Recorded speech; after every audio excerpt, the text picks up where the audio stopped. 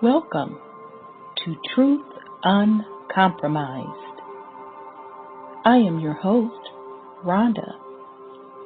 Join us every Thursday at 7 p.m. Eastern Time. Truth is peace. Truth is justice and freedom to love, live, and be.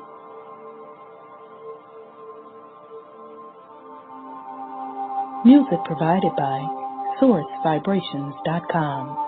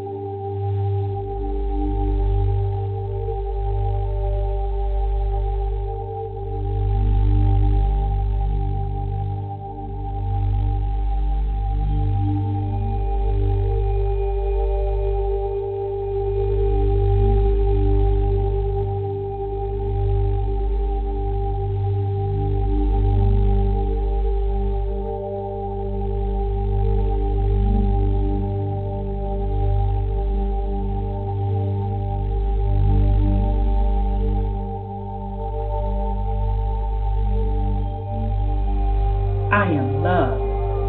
I am peace. I am free. I have abundance. I have everything within me. For I was, for I am, for I will always be. We are love. We are peace. We are free. We have abundance. We have everything within us. For we are, for we will always be. For Mother Earth is love. For Mother Earth has peace. For Mother Earth is free. For Mother Earth has abundance. For Mother Earth has everything within her. For she was, for she is, for she will always be. And so it is spoken. So it has been written, and it is done.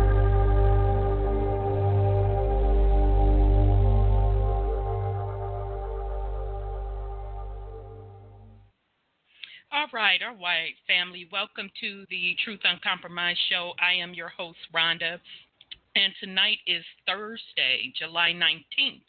And we have a great show planned for you tonight. We are going to pick up where we left off last week, discussing the most valuable commodity, your soul.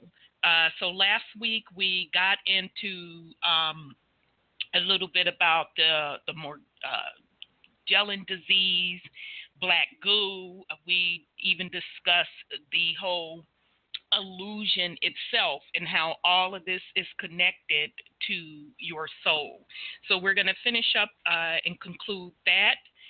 So with that said, and I also have some follow-up items I want to discuss with the family as well. So with that said, let me bring on my co-host.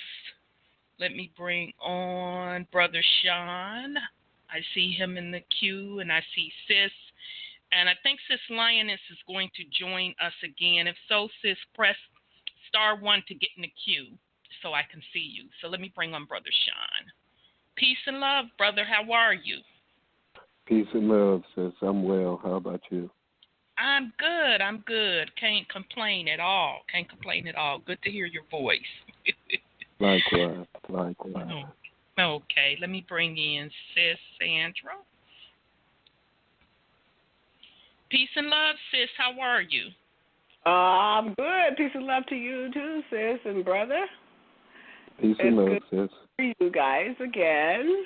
Yeah, good to hear your voice. Thank you. Hopefully this won't be such a rough ride. I know, and that was weird because I couldn't hear what you all were hearing, and Sis Lioness kept having problems. She wound up dropping. I tried to call her back. Luckily, I had two lines going. I tried to call her back. I got dropped. Came back on, and then I think, Brother Sean, you brought her back in, and then I had already concluded the show. You could have brought her back in. When I kind of listened back to the replay, I'm like, was that her trying to come back in? So yeah, it was a hot mess. It was definitely a hot mess. Okay, so I'm sorry. Go ahead, sis. I said hot topics. You know, it's things that we're saying that it's either illuminating or it's eliminating. It's showing who we really are, or it's showing who we really aren't. And so, you know, a lot of us are not up on a lot of the stuff they're doing to us. And not a lot of us are up on the fact that we have to be mindful of what they're doing, but not live it the moment. Right, right. And, you know, I'm sorry, sis, I didn't mean to cut you off. I just pause all the time. We can't, but we got to be mindful, you know, because they're cunning. What do they say? Be cunning as wise as a serpent, but as gentle as a lamb. So we have to understand what's going on and why we have to make choices to live with different alternative stuff they got out there for us. Because if you don't try to save yourself, you're going to die like everybody else with this junk they got going out there.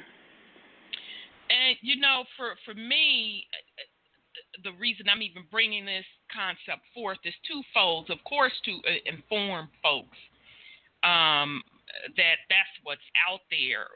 But for me, more importantly, is the lengths that folks are going through for the very important purpose of ciphering your precious energy and distracting your soul. So that's crazy. When that part came into perspective, that's what really made me want to do the show, because a lot of times I see people in the quote spiritual community or conscious community, we lose focus. You know, we focus on a lot of social issues, everything else but the core thing, which is the essence of you, your soul. Right. Because really that's the core to it all. And that's always going to be the core to it all, because it is a spiritual warfare. Right. And a lot of folks continuously lose track of that. But, you know, yes, absolutely what you're saying also, just to definitely be aware also of what's going on. Okay, I have two follow-up items. The first one, I want to send a shout out to a sister called Tasha Chi. She put up this particular excerpt from a book, and I actually ordered the book, and they are out of stock. So I am really happy to know that, and just my spirit is telling me that our people are buying up these books. The name of the book is Mississippian Mississippian Indians.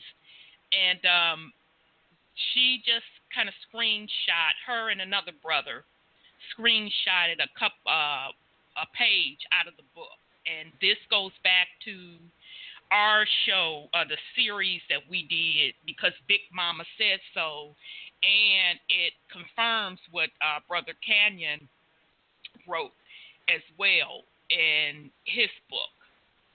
So this particular screenshot that she sent, it says 1685 through 1715, the era of the Indian slave trade. For more than 30 years, the native people in the Mississippi region lived with the specter chapter of the Indian slave trade. It was a time when bands of slave catchers, sometimes led by English agents and sometimes numbering in the hundreds, ranged across the Tombigbee River Valley to the Mississippi River and beyond, and from the Tennessee River down to the Gulf Coast. Driving this chronic violence was the burgeoning Atlantic market economy that connected the southeastern Indians through the Carolina English to a trade network linking merchants in Europe and West Africa with their counterparts in the Americas. Native people across the Southeast coveted the things the market offered, such as guns, gunpowder, ammunition, blankets, iron hatchets, knives, pots and pans, and glass beads, and brought them with two forms of currency: deer skins and Indian slaves. While the slave trade lasted, human captives always purchased more trade goods than deer skins. Although values for both commodities varied widely according to demand, a French musket was worth 14 deer skins in 1713 at the height of the slave trade. In contrast, Carolinian Thomas Nearing noted in 1708 that one slave could be traded for a gun, ammunition, a horse, a hatchet, and clothes. A French report that same year claimed that the English at Charleston were paying up to 16 trade muskets per Indian slave. This may be exaggeration, but the historian Alan Galley notes that the English could afford to pay 7 or 8 guns per slave and still make a profit. Excuse me. The Chickasaws were one of the first of the Mississippi tribes targeted by the Indian slave trade, as raiding parties fanned out westward from Carolina in search of victims. Indirect English contacts may have come as early as the 1670s, with raids on their villages by slave-catching parties from tribes further east. The Chickasaws responded by forming their own slave-catching bands. They were encouraged in this pursuit by Carolina traders such as Thomas Welch and Anthony Dodsworth, who offered guns and ammunition. Okay, so that's the first excerpt. Now, Here's the second one. It's off the same book called Mississippian Indians. The Indian slave trade in the Southeast sprang from similar European instigated turmoil among the tribes of the eastern Great Lakes area. The need to replenish native population ravaged by waves of European diseases first introduced in the 1630s. Okay, here we go, y'all. Whew. Let me read that part again. Let me see. Ravaged by waves of European diseases first introduced in the 1630s, led by the Iroquois Confederacy to conduct so-called mourning wars to capture people from neighboring tribes. Already connected to the Dutch, English, and French markets by the beaver skin trade, the Iroquois soon began to sell their human captives. Unable to compete with the Iroquois in the beaver skin trade and probably wary of slave catchers, a group known as the Westos left the southern shore of Lake Erie and migrated south to the Savannah River around 1670. Okay, so Lake Erie is north, y'all. Okay, so just in case you're wondering. Initially, in league with slave traders in Virginia, the Westholds were in on the ground floor of the Carolina Indian slave trade. They formed partnerships with Carolina traders and soon began terrorizing weaker tribes in the region. As the Carolina appetite for slaves burgeoned, with markets developing in the Caribbean, sugarcane plantations, the Westholds ranged further and further west to find victims, setting in motion a chain of violence that eventually led to the Chickasaw. At the close of the 17th century, the slave trade encompassed the entire Southeast. In 1698, the traders Welch and Dodsworth traveled from Carolina to the Mississippi River, recruiting slave partners among the tribes.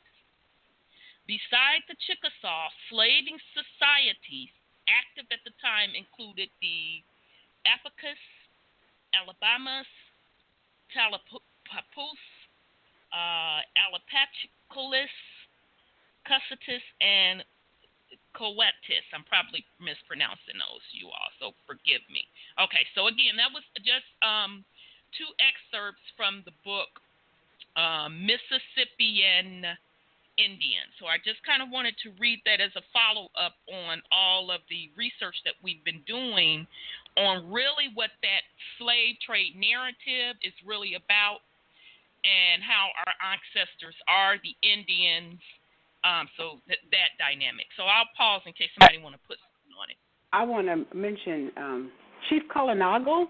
I was listening to him, and he said that in a year, as much as 10,000 Indian slaves were shipped in chains to the West Indies from the port of Charleston, South Carolina. Mm-hmm. So, our people were, they have their burdens to bear too, but they were European or whoever was doing it were the ones who were benefiting the most. But that puts pay to that 400-year thing because you just put it in there that we went and changed stuff in 1630 and not 1619. Right. So I don't know what that other 400 years is, because I don't think we ever got out of slavery since, we're over here and they come over here many times to do things to us. I remember we were talking about the Moors back in our conversation, and in 600 sometime, the Romans came over here to fight us. In the 600s. They've been trying to infiltrate over here. A long we probably time. Don't even know exactly. It's probably earlier than even what we know. Absolutely. Yeah, because we've been here a long, long time, and for people to think that we are African Americans, wait a minute, right? Where did you get that name from? What's his name, Jackson? And they tried to put that on us. They tried to put that name on us in 1825, I heard. So, I'm like, they've been working on putting that name on us for a long, long time. Long, long time. Absolutely. So, I'm sorry, sis. I didn't mean to cut you off. So, anyway, that's all I have to say about that, because our people need to be mindful that they're not waiting for 400 years of slavery to be over, and that's just a ruse for somebody. That's not true. Right. Right. And, and I just want to point out again that, as the realm is changing to higher vibration and as you are raising your consciousness, truth will always be, in your vibratory state, in your eyesight, a lie is like lowering your vibration. And part of that truth is things that we have to face as a people. And I have to keep pointing this out so we stay honest to ourselves that if you look at those dates slavery and how the infiltration started. We have to be honest with ourselves that part of our ancestors in the East, so that's on that whole New York coastline, New Jersey, that whole eastern border, they let them in on that side, okay?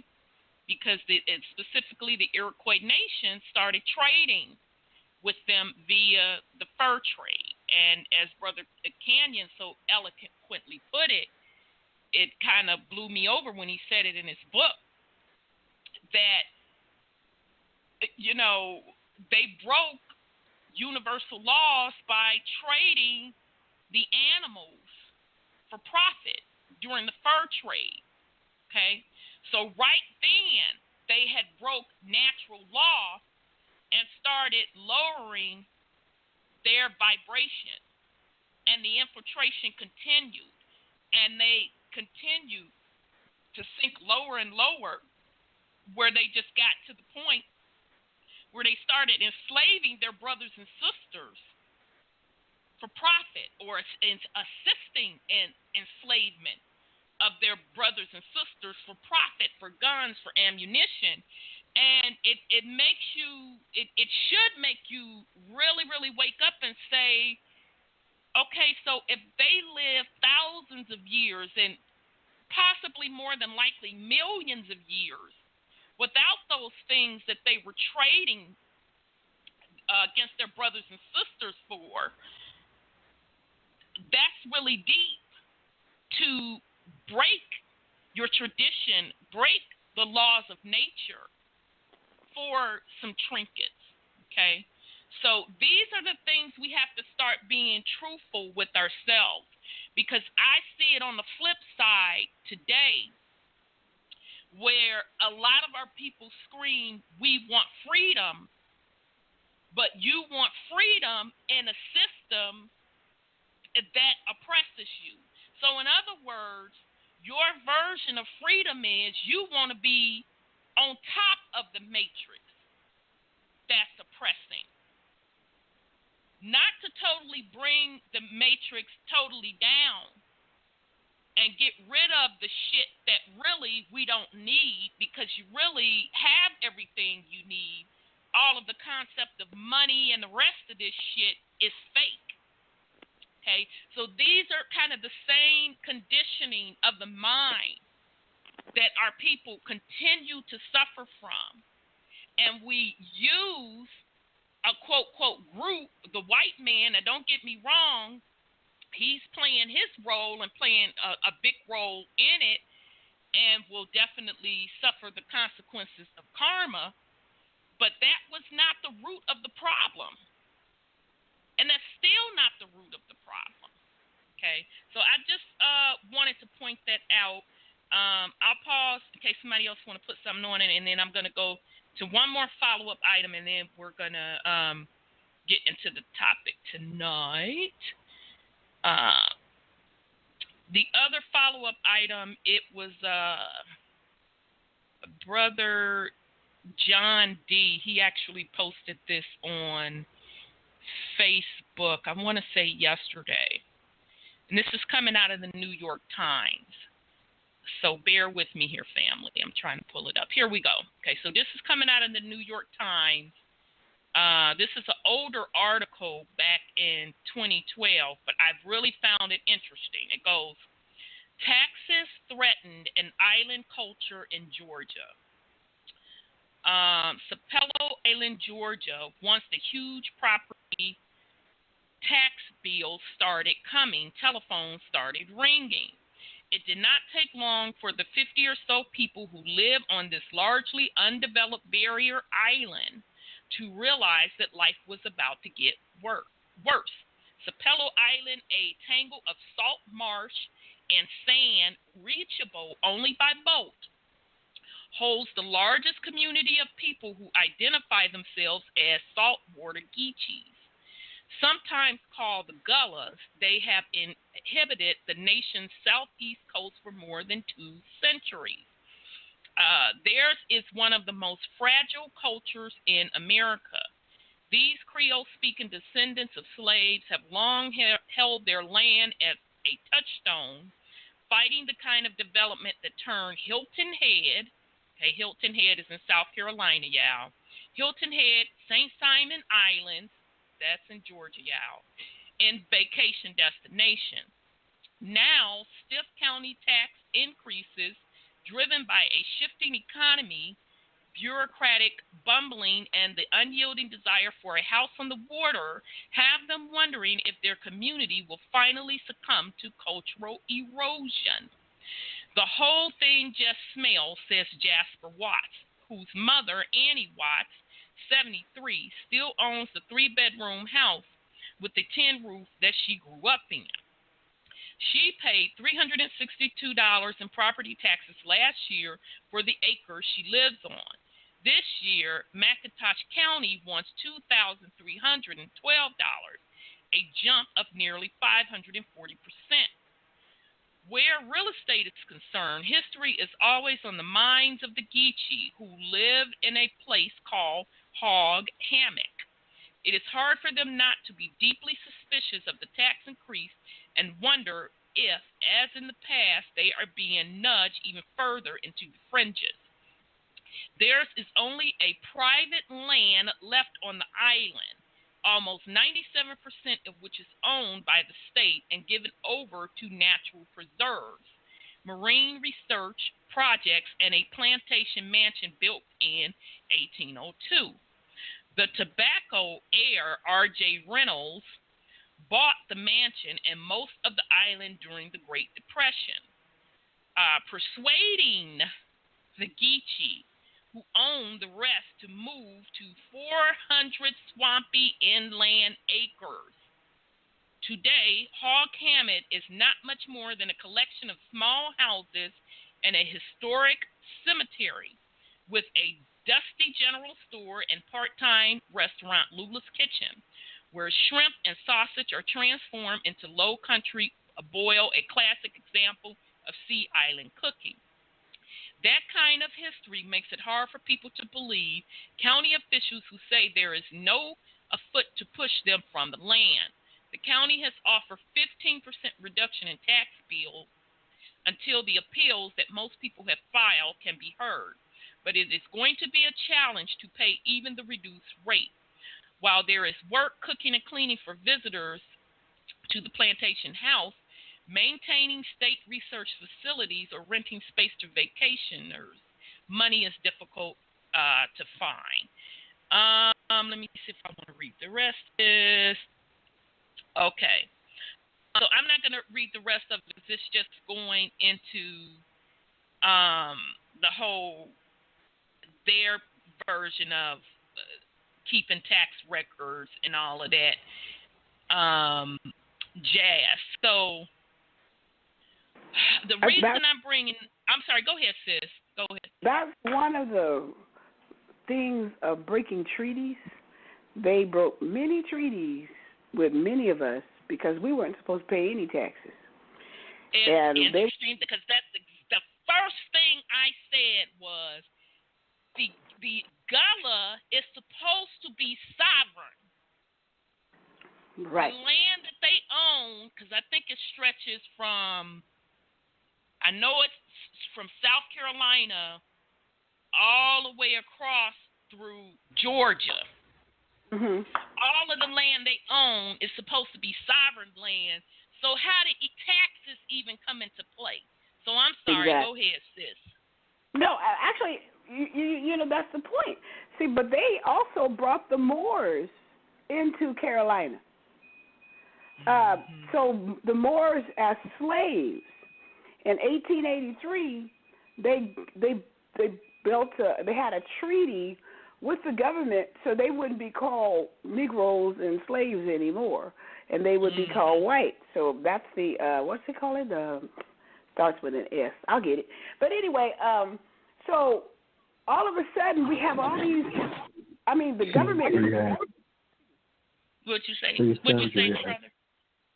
Sundry Act. Yes, thank you very much. The Sundry Act. The Moors Well, what's the government in all of this crap in South Carolina after they got, quote unquote, free from the slavery stuff? So they turned on us, and they, well, anyway, that's another story. But you know what I mean? That's a long story. So melanated people do themselves in too. For what? You get your name white instead of a Negro or slave? Oh, what good did it do you? You got to pay taxes too now. So that's all I wanted to say. Yeah, and I know a person, they're going to follow up on that because that was my question. The Gullers are supposed to be sovereign, and their land is supposed to be sovereign, so none of that has any taxes shouldn't even be on the table for them because that's out of the U.S. corporation's jurisdiction. Now, the other part of that coin is, I don't know for sure, so don't quote me on this, but I think that the Gullers have some type of deal with the U.S. corporation, and that could play a part in it. Okay, so my point being, you can just see even to this day the fuckery from the past continuing on.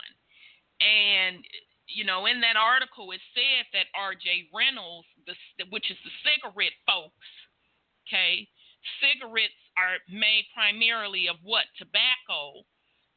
One of the main crops in the South was tobacco. So that just shows you how long that corporation had been involved in the game and how the Gullers sold them a big portion of the land. Okay, so there once again goes back to our participation in the downfall. Because that's exactly what happened on the Iroquois Nation side. Not only did they started trading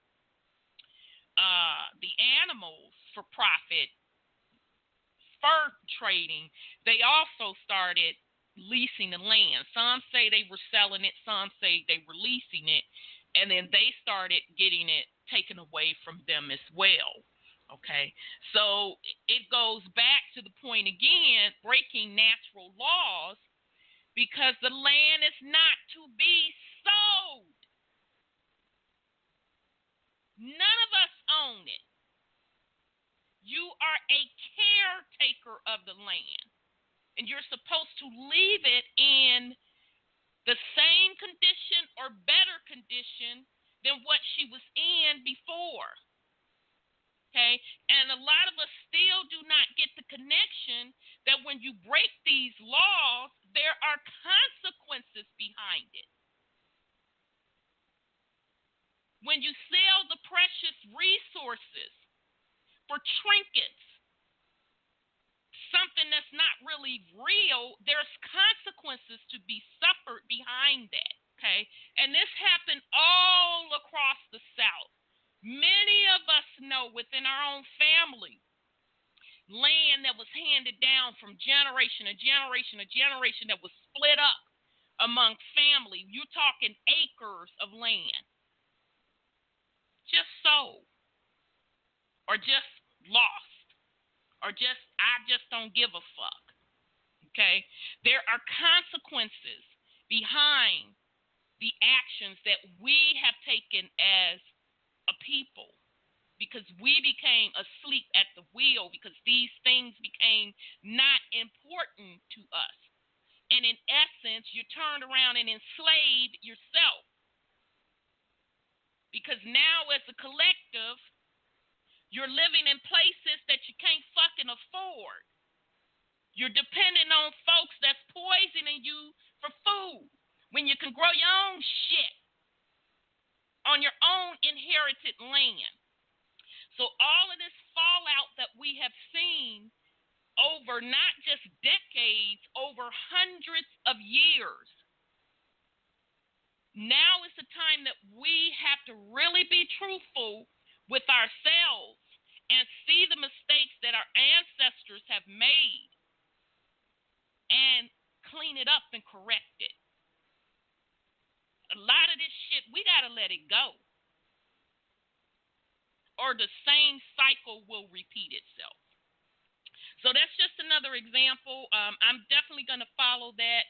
A brother's going to follow up on it to see what was the outcome of that. I'm sure since that was 2012, something should have happened by now.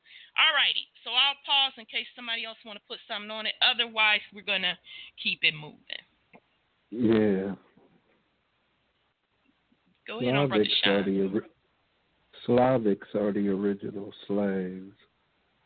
Mm-hmm. We're prisoners of war, so we need to quit calling ourselves slaves because majority of our ancestors weren't slaves. It is a very good point. That's part of the slave mentality. The fact that we even keep labeling ourselves with that. That is a very good point. Our people want to pick what on a scale what the few went through, and everybody want to claim that they went through that. Everybody want to be descendants of slaves. Everybody want to be pitied. Oh, have pity on me. I'm a descendant of a slave. My people got brought over here on slave ships. We built this country, but they ain't going to treat us right. They don't like us. Yeah. You don't like yourself. And I'm glad you brought that up, Brother Sean. And when I finish saying what I'm saying, if you can explain to the family what and who the Slavs really are, because that's an important point you brought up. But interesting, because over the last, I would say, couple of months when we did the series on Because Big Mama Says So, I just started asking people, where are your people originally from? Meaning, melanated folks. And most are from the South, that same region we just talked about, the Mississippi, the Alabama, Georgia, the Carolinas. Okay, that's where most folks say they're from. And then I would ask them, do you have any more family still living there? Oh, yeah. Okay, do you all own any land?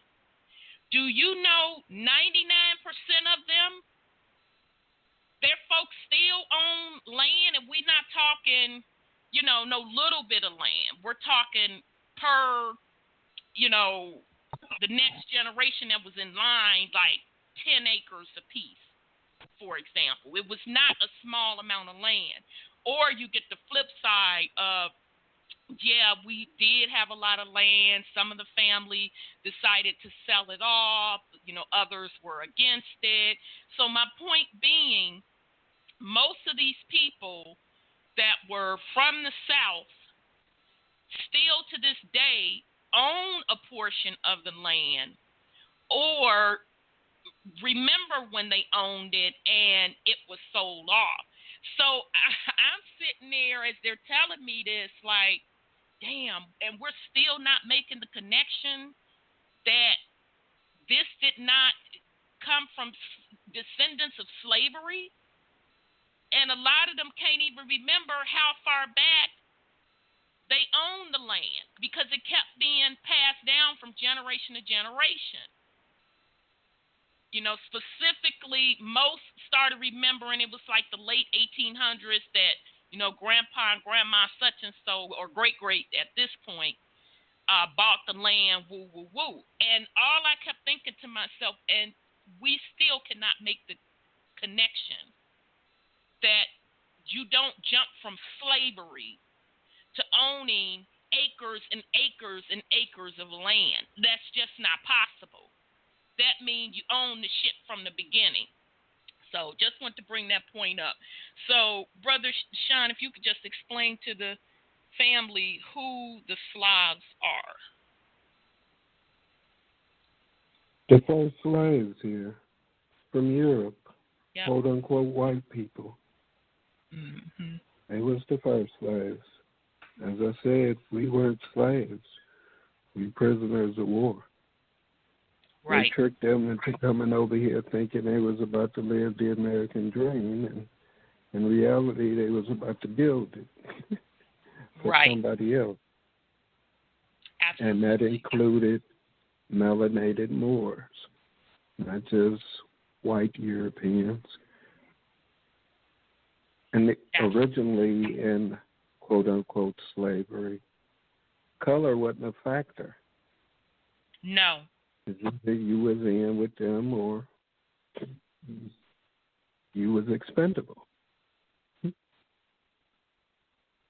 That's okay.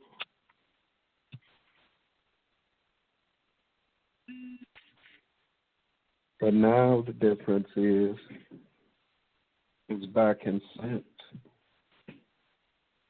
We give up who we are naturally to become citizens. And naturally, at this stage of the game, we're prisoners of war. We don't accept that and address it accordingly because we want to be good citizens. We want to fit in. We want to be treated equally when we're not equal.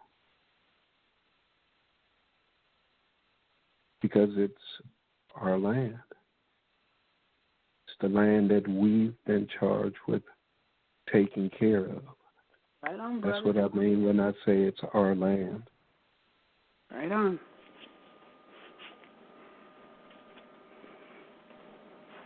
We, on the whole, have failed. In other words, fallen. Fallen for everything that they've told us. Mm-hmm. When all their degrees and everything fall apart when you know who you are. Simply by knowing your bloodline ancestry. You squash all that bullshit that they pushing in the conscious community, in their colleges, in their religious institutions. Mm-hmm. You put all that to bed just knowing who you are. Right on.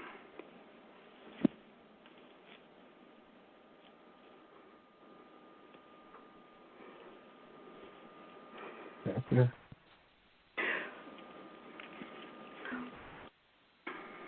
Yep, I agree. Is Sis gone? I don't know. She ain't said nothing. Exactly. She must be. But you're absolutely right, brother. Maybe she'll get back on.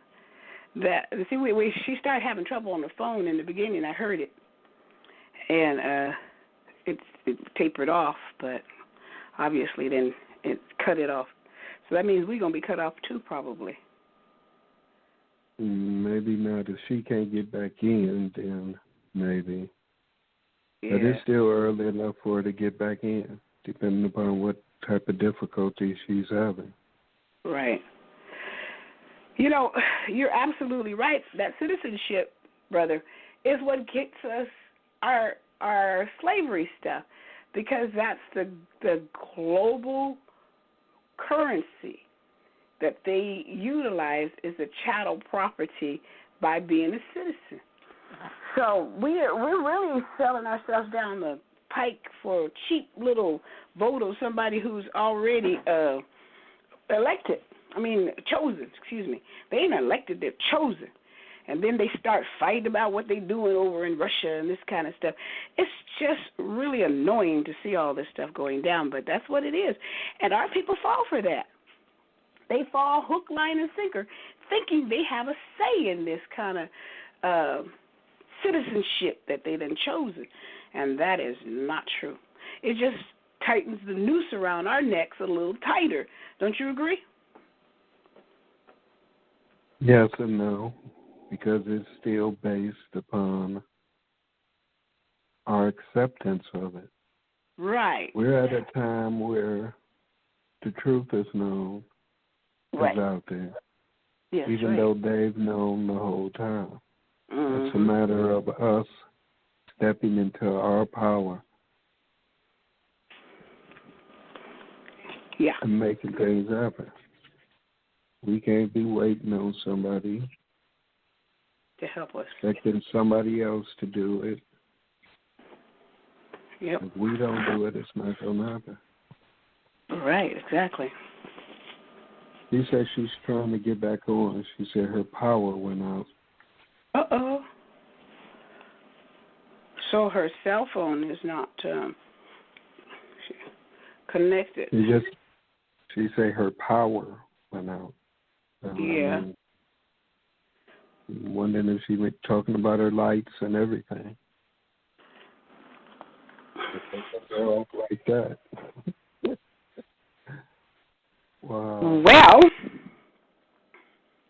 They said they wasn't even going to let her get started today. No. They did that last week, too. So they just turned the power off. That's crazy. But there's a lot of information that is going out, and they don't want our people to know about it. And see, when we start having all these interruptions and all that kind of stuff, people need to start thinking, why? Why? You can hear people rant and rave about the government and this and that and stuff, but when the truth starts happening, the truth is not received anywhere. They don't want it. Because as long as we stay asleep, then they stay in power. They don't want us to wake up. So this is a very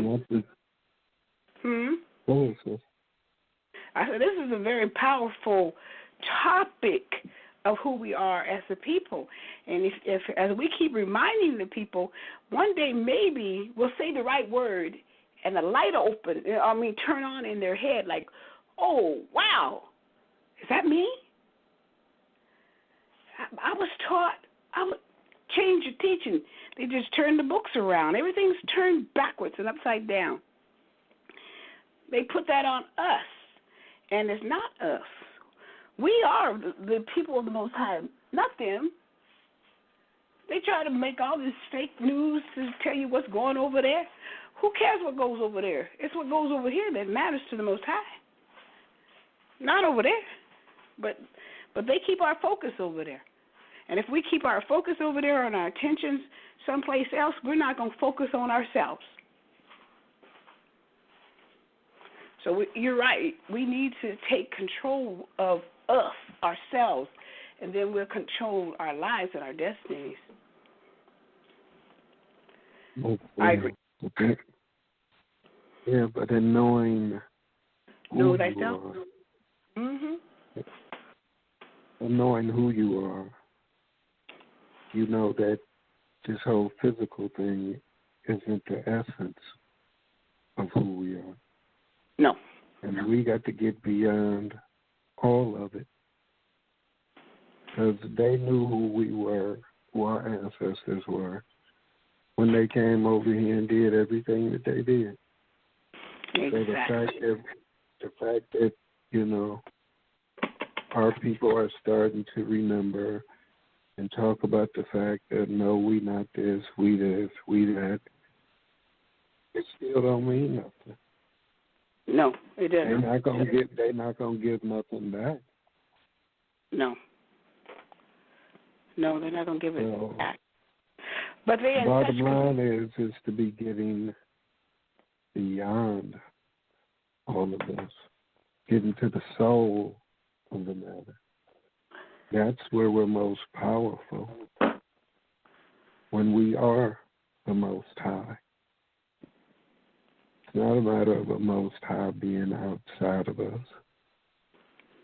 You are the Most High. It's just a matter of you choosing that frequency and aspect itself. And we can't do that for everybody, and we can't wait for everybody. No. Because everybody in their own time. That's right. So to me, this topic isn't so much as to let people know our nationality, the fact that in the physical realm, yeah, we're the autochthonous Americans, but we're supposed to be beyond that now. Well, it's not the physical we're trying to hold on to. Rhonda spoke about the perfect man that's sitting out somewhere. She talked about this a long time ago. That's sitting out in another dimension, who is giving us instructions and trying to help us become the perfect people that they are. And we're the imperfect, and we've been chosen this life to become the perfect. So I thought about that the other day as I was thinking about what are we actually doing here in this chosen field of living, or of the dimensions that we're in. We're trying to become that perfect person that's trying to tell us what to do to get to them. And when she said that, I said, that's what imperfection is to become perfect.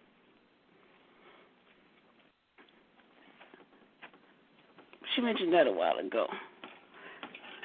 Hey, I'm about to jump back on. I mean, literally, power totally went out. We missed you. We were just chatting. Okay, so are you putting me in on the air? Yeah, you're on. Okay, cool. Okay, thank you. I mean, literally, soon as you said, now say it again, they just fucking pissed me off. I mean, soon as you said what you said, power went boop. So now who were the first slaves? The Slavics. White. Mm-hmm.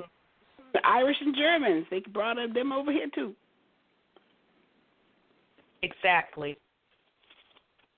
And who was in power at the time? Moors. Exactly. Melanated Moors. Mm-hmm. Yeah, they chartered to the king. Matter of fact, they got the first charter from the king to do all this stuff over here. You better believe it.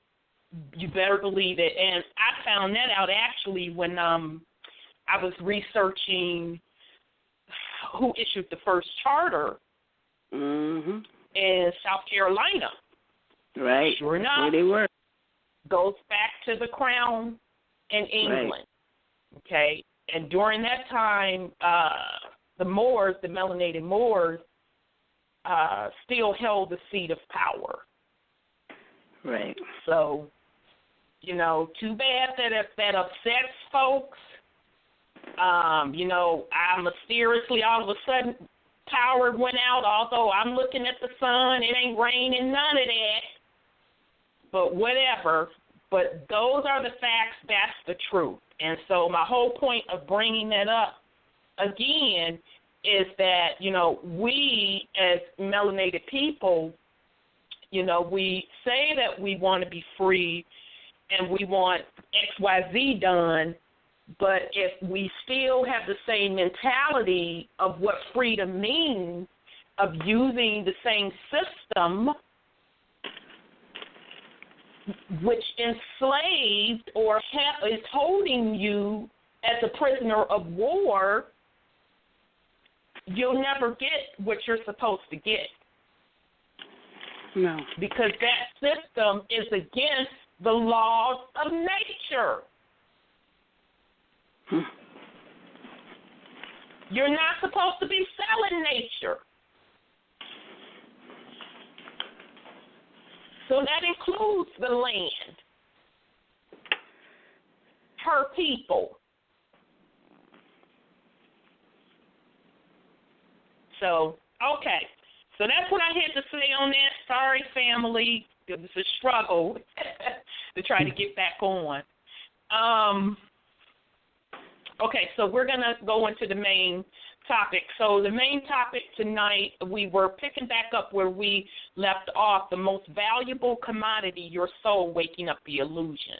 So then in the first part, we kind of went into what the Morgellons Disease is, centennial oil, and chemtrails. And you can go back and listen to the first show to really get a deeper understanding of what that is.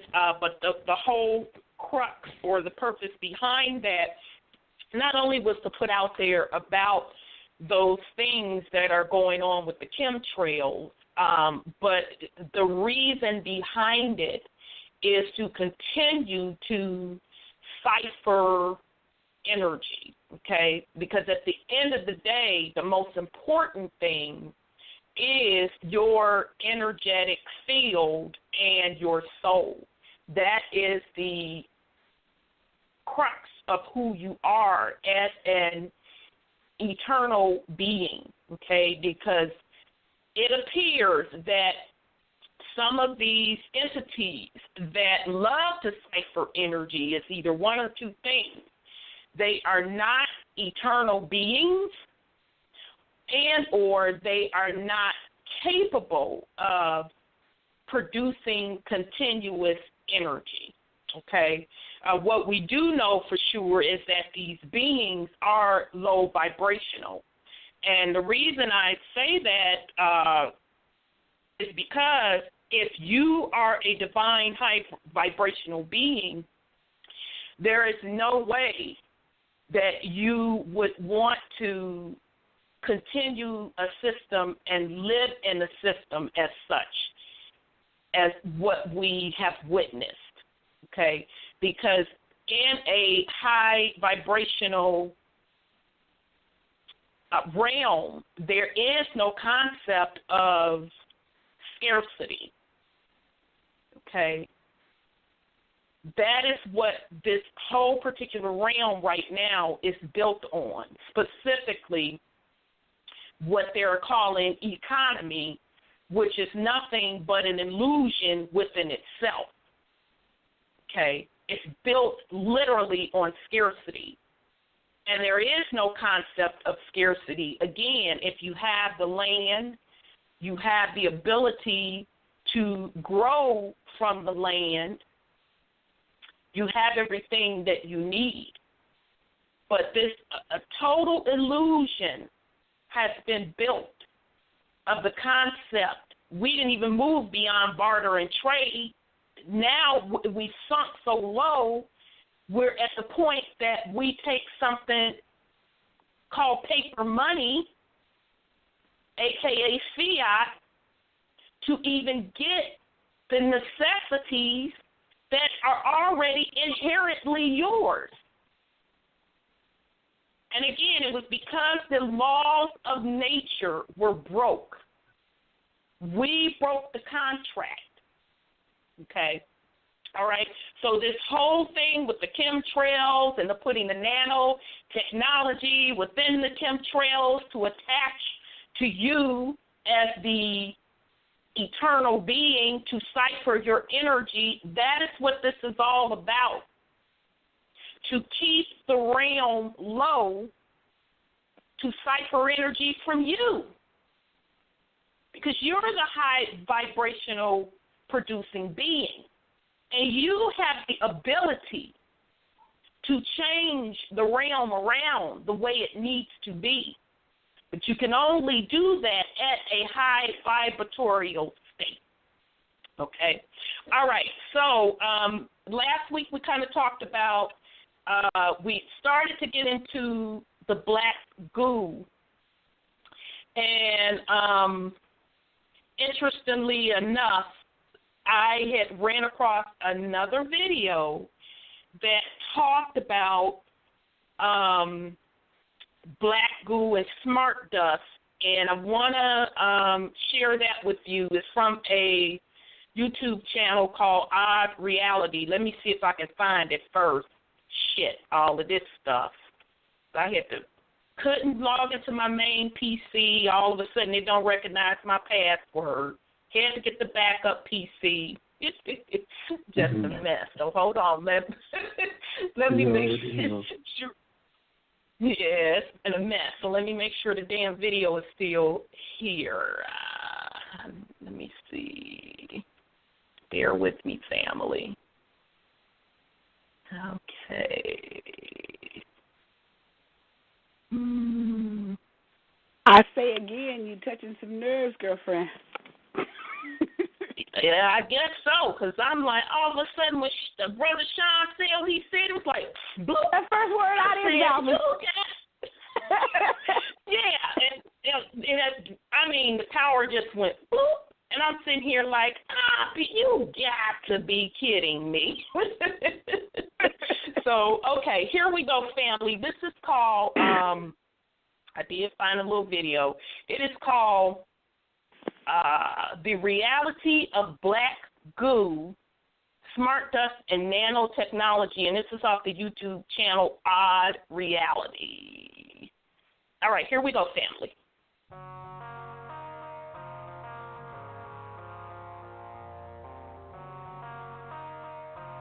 ODD TV.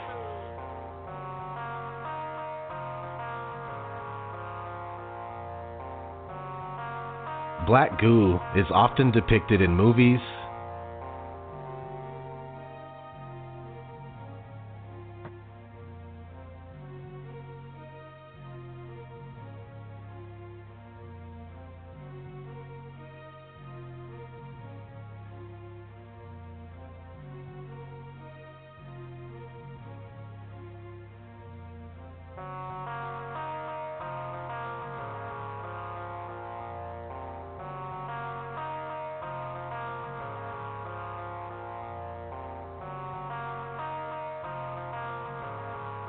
TV shows,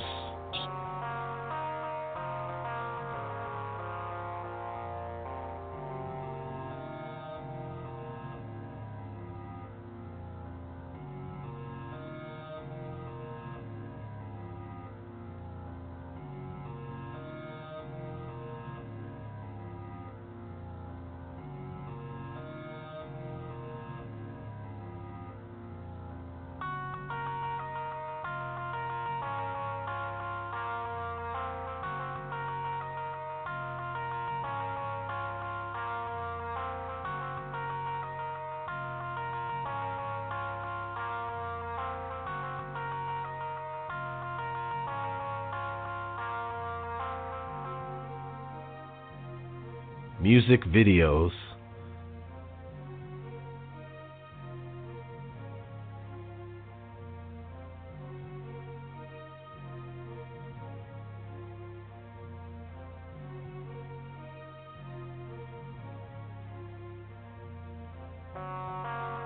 commercials,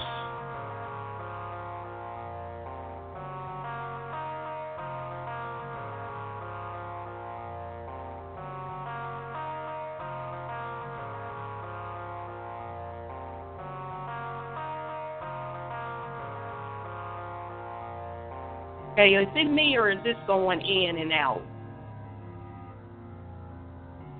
It's going in and out because I don't understand anything. Okay, I thought it video was me. games. I had got up for a second. Because I was just thinking Okay, I'll give it showing. another minute or two. Okay, I'll give it another minute. If not, I'm going to have to move on.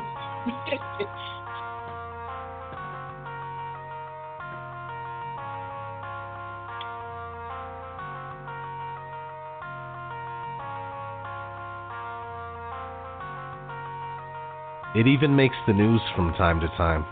Black goo, or something resembling it, is found in the Indian River Lagoon. What is it? And is more on the way. News Channel 5's Megan McRoberts, part of the largest news team on the Treasure Coast, and she joins us live from Jensen Beach. Megan. Michael, tonight environmental experts are trying to figure out exactly what washed up ashore here on Hutchinson Island over the weekend. A viewer sent us a photo he took on Sunday of what appeared to be a black gooey substance. Cheryl McKenzie walked outside her Farmington Hills condo only to find her white Lincoln MKS covered in this blackish, bluish, green gook that rained down on her neighborhood. Then I started looking, I said, wow. And I walked up and down the street, and in the street, it was covered. I went to each unit. It was covered. From the driveways and walkways to the windows and roof, Plum Grove Lane is splattered with this stuff. It happened 3 times recently, and no one knows what it is. Yuri Voldman tried to wash it off his SUV. And I have no idea where it's coming from. And sometimes in the morning, sometimes during the day. I thought maybe, birds flying. I think that it might be something from one of the airplanes. They might have dumped something out because the airplanes fly kind of low in this area. But we're really concerned. We're concerned that it might be toxic. So what are they trying to tell us? What is this black, mysterious substance? Well, I have formed some ideas, and I will admit now that this video is speculation on my part based on what I've discovered during my research on the subject. I want to start by pointing out the gray goo theory. Gray goo theory is the idea that in the future, self-replicating nanotechnology will consume anything and everything until the environment and everything in it is completely affected. This theory was proposed in 1986. What's weird is I was doing research on transhumanism, and I stumbled across this website called aleph.se. I'll put a link in the description. And it has a list of transhumanist terms along with their definition. Now, there's tons of stuff on this list, but I want to highlight in particular blue goo,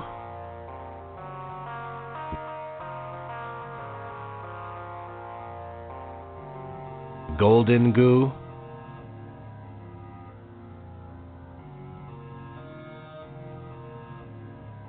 green goo,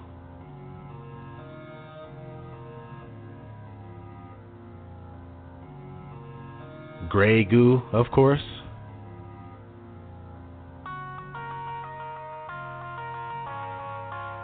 khaki goo, pink goo. Pink goo reminds me of Ghostbusters. Red goo.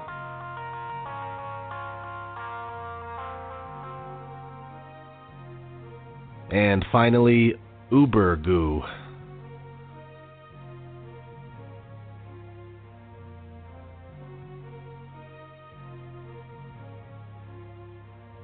So anyway, I found that intriguing, and it all has to do with transhumanism, nanotechnology, programmable matter, and so on. It may even tie into chemtrails and Morgellons disease. But we'll get to that. Let's just start with programmable matter.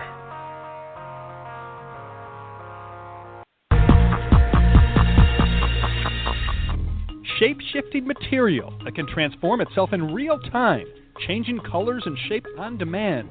It sounds like special effects you would see in a sci-fi movie, but this is no illusion. Researchers at Intel teamed up with the academic community to make what they call programmable matter.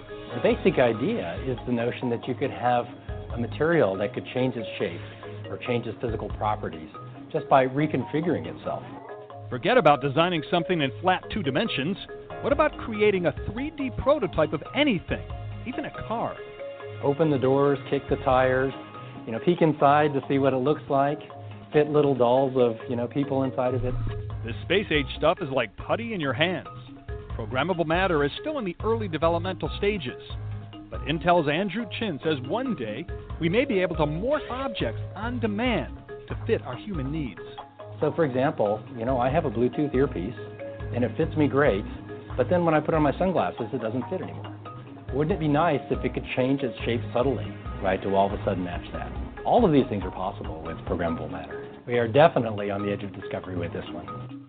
Gary Tuckman, CNN, Atlanta. Forget phone calls, forget video calls. I would be able to create a full 3-dimensional Claytronic version of myself that could appear in front of you and give you a handshake or even a hug. The entertainment applications for this alone are astounding. Imagine playing a video game and the characters literally leap off the screen and become 3-dimensional creatures in your home. And if this stuff becomes plentiful and cheap enough, we could have objects disassembling and reassembling themselves everywhere. Let's say I've got a bunch of friends coming over for dinner and I want to make sure I got enough seats for them. Well, I could use Claytronics to build the furniture right then and there. Then, when my guests leave, I could have it disassembled back into those individual catoms and go into a vat for storage. Programmable matter is already becoming a reality, and we've been shown this stuff in Hollywood movies forever. Yet another instance of predictive programming.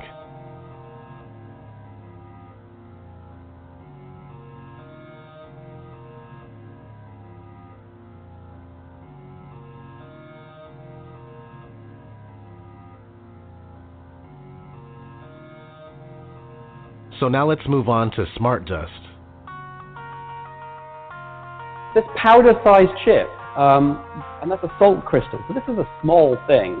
It's something called the Mu chip from Hitachi. It's the smallest commercially available RFID system in the world and can be pulse-powered by radio waves. It doesn't require a battery. You can literally scatter this stuff like dust or embed it into a sheet of paper.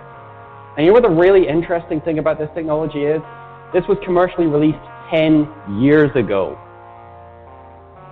So the inevitability of smart dust. So what is smart dust? Well, smart dust, of course, isn't a new concept. It originated with DARPA back in the 90s. And it's general purpose computing, sensors, wireless networking, all bundled up into millimeter scale sensor modes, drifting in the air current, flecks of computing power settling on your skin, ingested, monitoring you inside and out.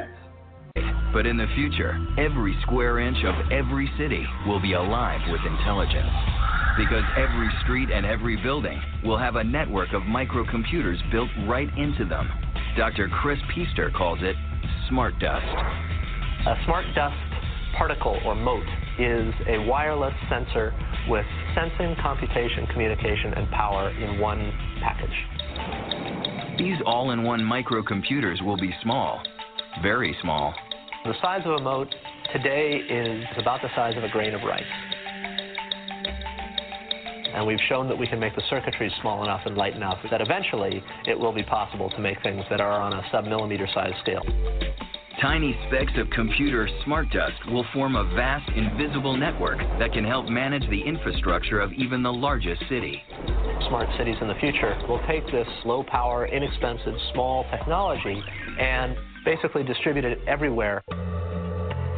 These tiny computers record information about their surroundings, information they can send to other computers or to you. Smart dust on the tracks will monitor your commuter train so you know if it's running late. Potholes will be able to report themselves and warn your car, and you'll never have to wait for a radio traffic report again. They're monitoring the flow of traffic and giving you alerts about what route is the right way to go to keep the traffic moving. Bridges will get a coating of smart dust particles that can warn us when they detect stress fractures, helping avoid deadly collapses. But smart dust will also allow buildings and streets to recognize you and respond accordingly. I think increasingly the environment will respond to who we are and adapt in consequence. The city will know where you are if you want it to. Your workplace will know you. Smart dust at the entrance will boot up your computer. And smart dust embedded in the elevator doors will automatically ring your floor. Smart dust is going to sense the environment and allow us to improve the way that we live our lives. No matter how we live in the future city, it will be radically different. New research in Britain has raised concerns about the potentially harmful effect of nanoparticles. The emerging technology is used in a variety of medicines and even sunscreen. The research found that the small particles could damage the DNA of cells. They're tiny microscopic particles which can store and release drugs in specific areas of the body. As a result, nanoparticles are increasingly being used in medicine and surgery. But because the particles are so small, there's been growing concerns about potential toxicity. There's an emerging sort of body of evidence that says that for some particles of certain scales and of certain materials, that there are potential health risks. New British research has added to that concern. It found nanoparticles could damage cells without even entering them. Scientists found the particles change the function of cells and how they communicate with other cells. What this study shows is that even with a barrier between the blood supply where the nanoparticles are and cells, that there can be damage to cells, and not just a bit of damage, but significant damage to the DNA. One of the biggest areas of concerns has been the use of nanoparticles in sunscreen. A review this year by the Therapeutic Goods Administration found sunscreen was safe and that the particles didn't penetrate skin cells. If trends in science continue, there's no doubt nanoparticles will be used more and more. We really need to do fairly sophisticated studies of the toxicity of nanoparticles before we use them extensively in humans. The TGA says it will monitor scientific literature should any tangible safety concerns be identified. Sophie Scott, ABC News. We have to realize that as robots become more sophisticated, more intelligent, there is a chance that they could become very, very superior to us, in which case we should think about merging with them. Alright, so smart dust is a reality, and it's possible that they are already distributing smart dust by way of chemtrails. And real quick, chemtrails are admittedly true, and many people don't believe they exist still. But they most certainly do, and I can prove it in 20 seconds with simple observations. 1. Sometimes chemtrail planes fly parallel to normal planes, and the normal plane clearly shows regular condensation trails. And 2. Sometimes they turn off the chemtrails and turn them back on in midair.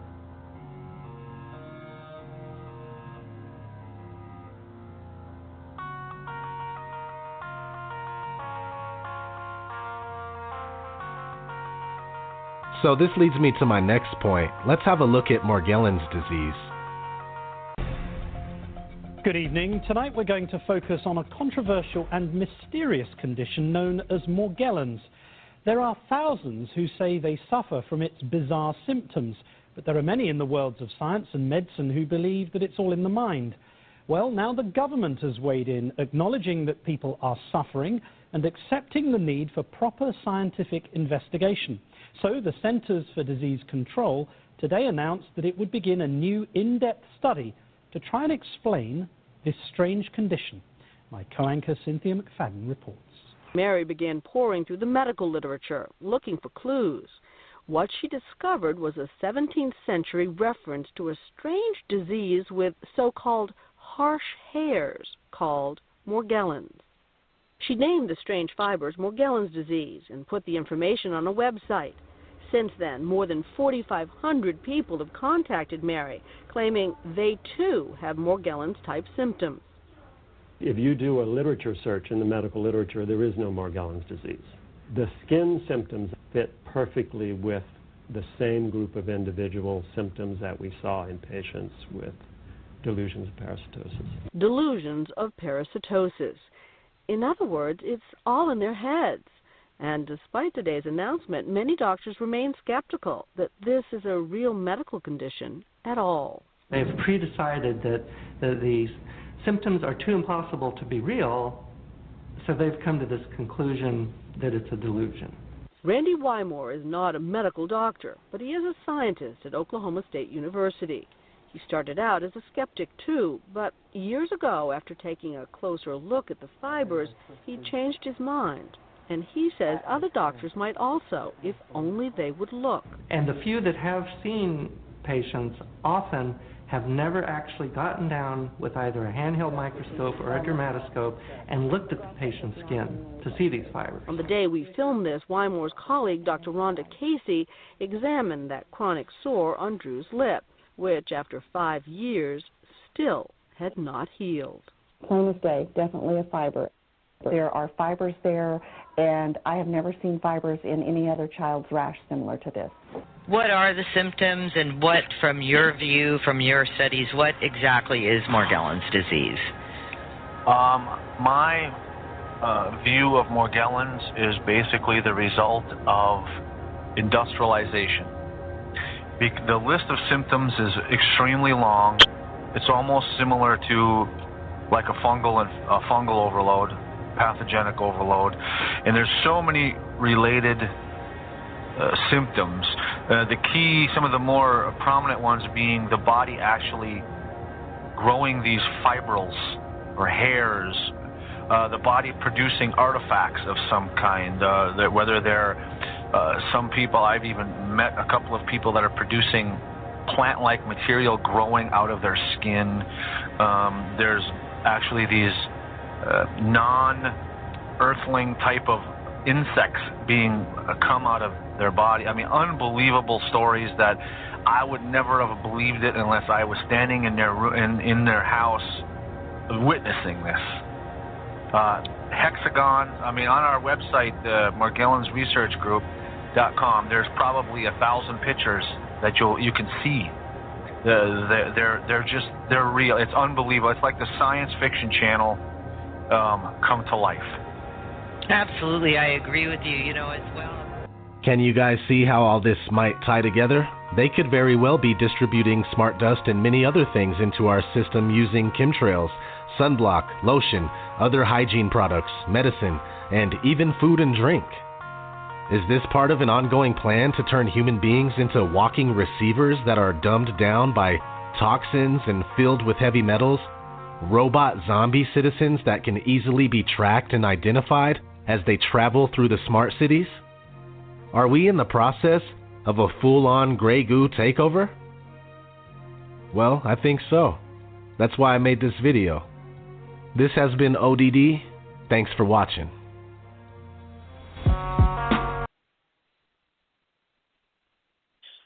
All right, family. So that was from the YouTube channel Odd Reality, and the name of that video is The Reality of Black Goo, Smart Dust, and Nanotechnology. So I'll pause in case somebody wants to put something on it. If not, we will keep it moving forward. Sorry. Sorry. Go ahead, sis. I heard of his theory, and it's panning out for a lot of other people too, and not just being theory, because the people who have experienced it are giving their input on it. But then again, they build it up, nanotechnology, as the best thing on the planet, where, you can monitor bridges, mm-hmm. You can walk in the door and at work and your computer comes on. It's like magic.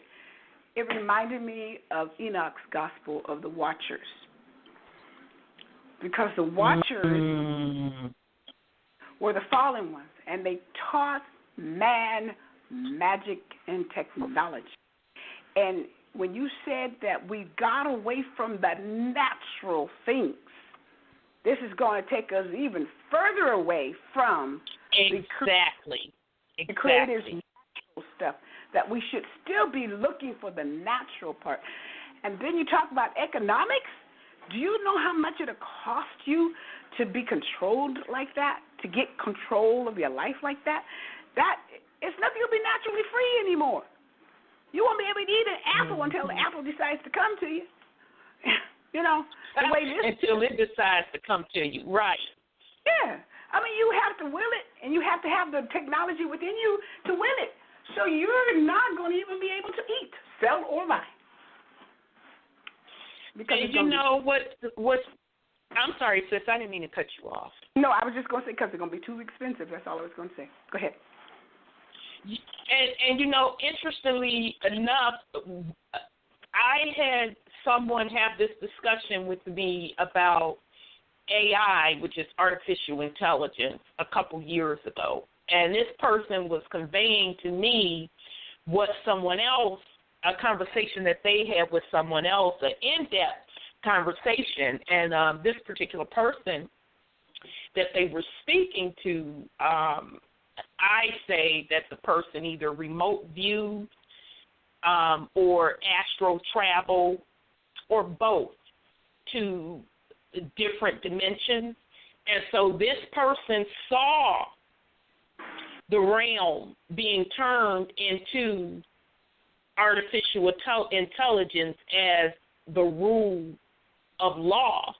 And so the person was saying that, that is what they're going to start pushing within this next 5 to 10 years to condition everyone to start accepting these robots and, you know, being heavily dependent on technology. And what the person said, now this was a couple of years ago now, just keep in mind, this was a few years ago, this person was conveying this conversation to me, and the person said that's going to be around the time that those of us that work within natural law and work close to the divine source, that we're going to be gone. Right. We're not going to be a part of it. We're not going to be willing to be a part of it. Okay? Mm-hmm. So, interestingly enough, as I kept hearing about AI and they keep putting it in movies, and they've been putting it in movies, for over 20 years. Right. Okay, but now the movies are getting more and more off the chain. They're getting deeper and deeper with it. It hit me that, oh, shit, this is the next level that they're ramping up in order to keep people captured. Right. To cipher energy. Because we are at the point in the realm where you have the opportunity to make that choice to stay or go. Do you want to ascend to a higher realm, or do you want to stay and experience this whole artificial thing?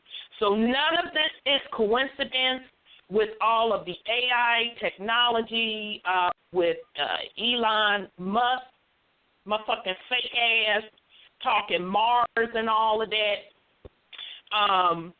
And now I think even the Amazon founder is talking about going into space, quote, quote, going into space. It is all to condition the people to give consent.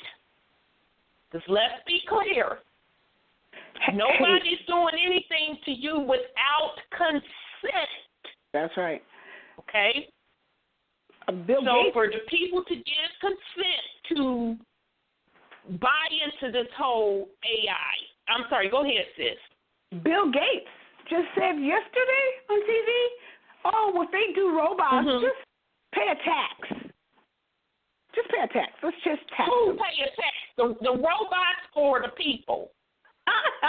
Bill Gates said whoever is going to do with robots, pay taxes. That's all. You know, just pay a tax. But, something about the AI. In the scripture, I think it's in the earlier parts, like, around David's time, King David, there was a king called AI, and he was a Nephilim king, but that was his name, AI. I thought, oh, interesting. That's interesting. Interesting. Yes, that was his name. He was a fallen one. And that's what his name was, AI. Very, very. Wow. I am really inclined to believe that even this stuff that they're bringing forward now, none of this shit is new. No. I believe it's coming from other dimensions. Yep. It's been around for quite some while, probably like 100 years, at least 100 years. But folks have been behind the scenes trying to not only perfect it, but also they wait on the energy or the different dimensional shifts in order to institute stuff to keep you buying into the whole matrix cycle. Okay? So now, pretty much, we done went through all of these particular ages, the industrial age, the informational age.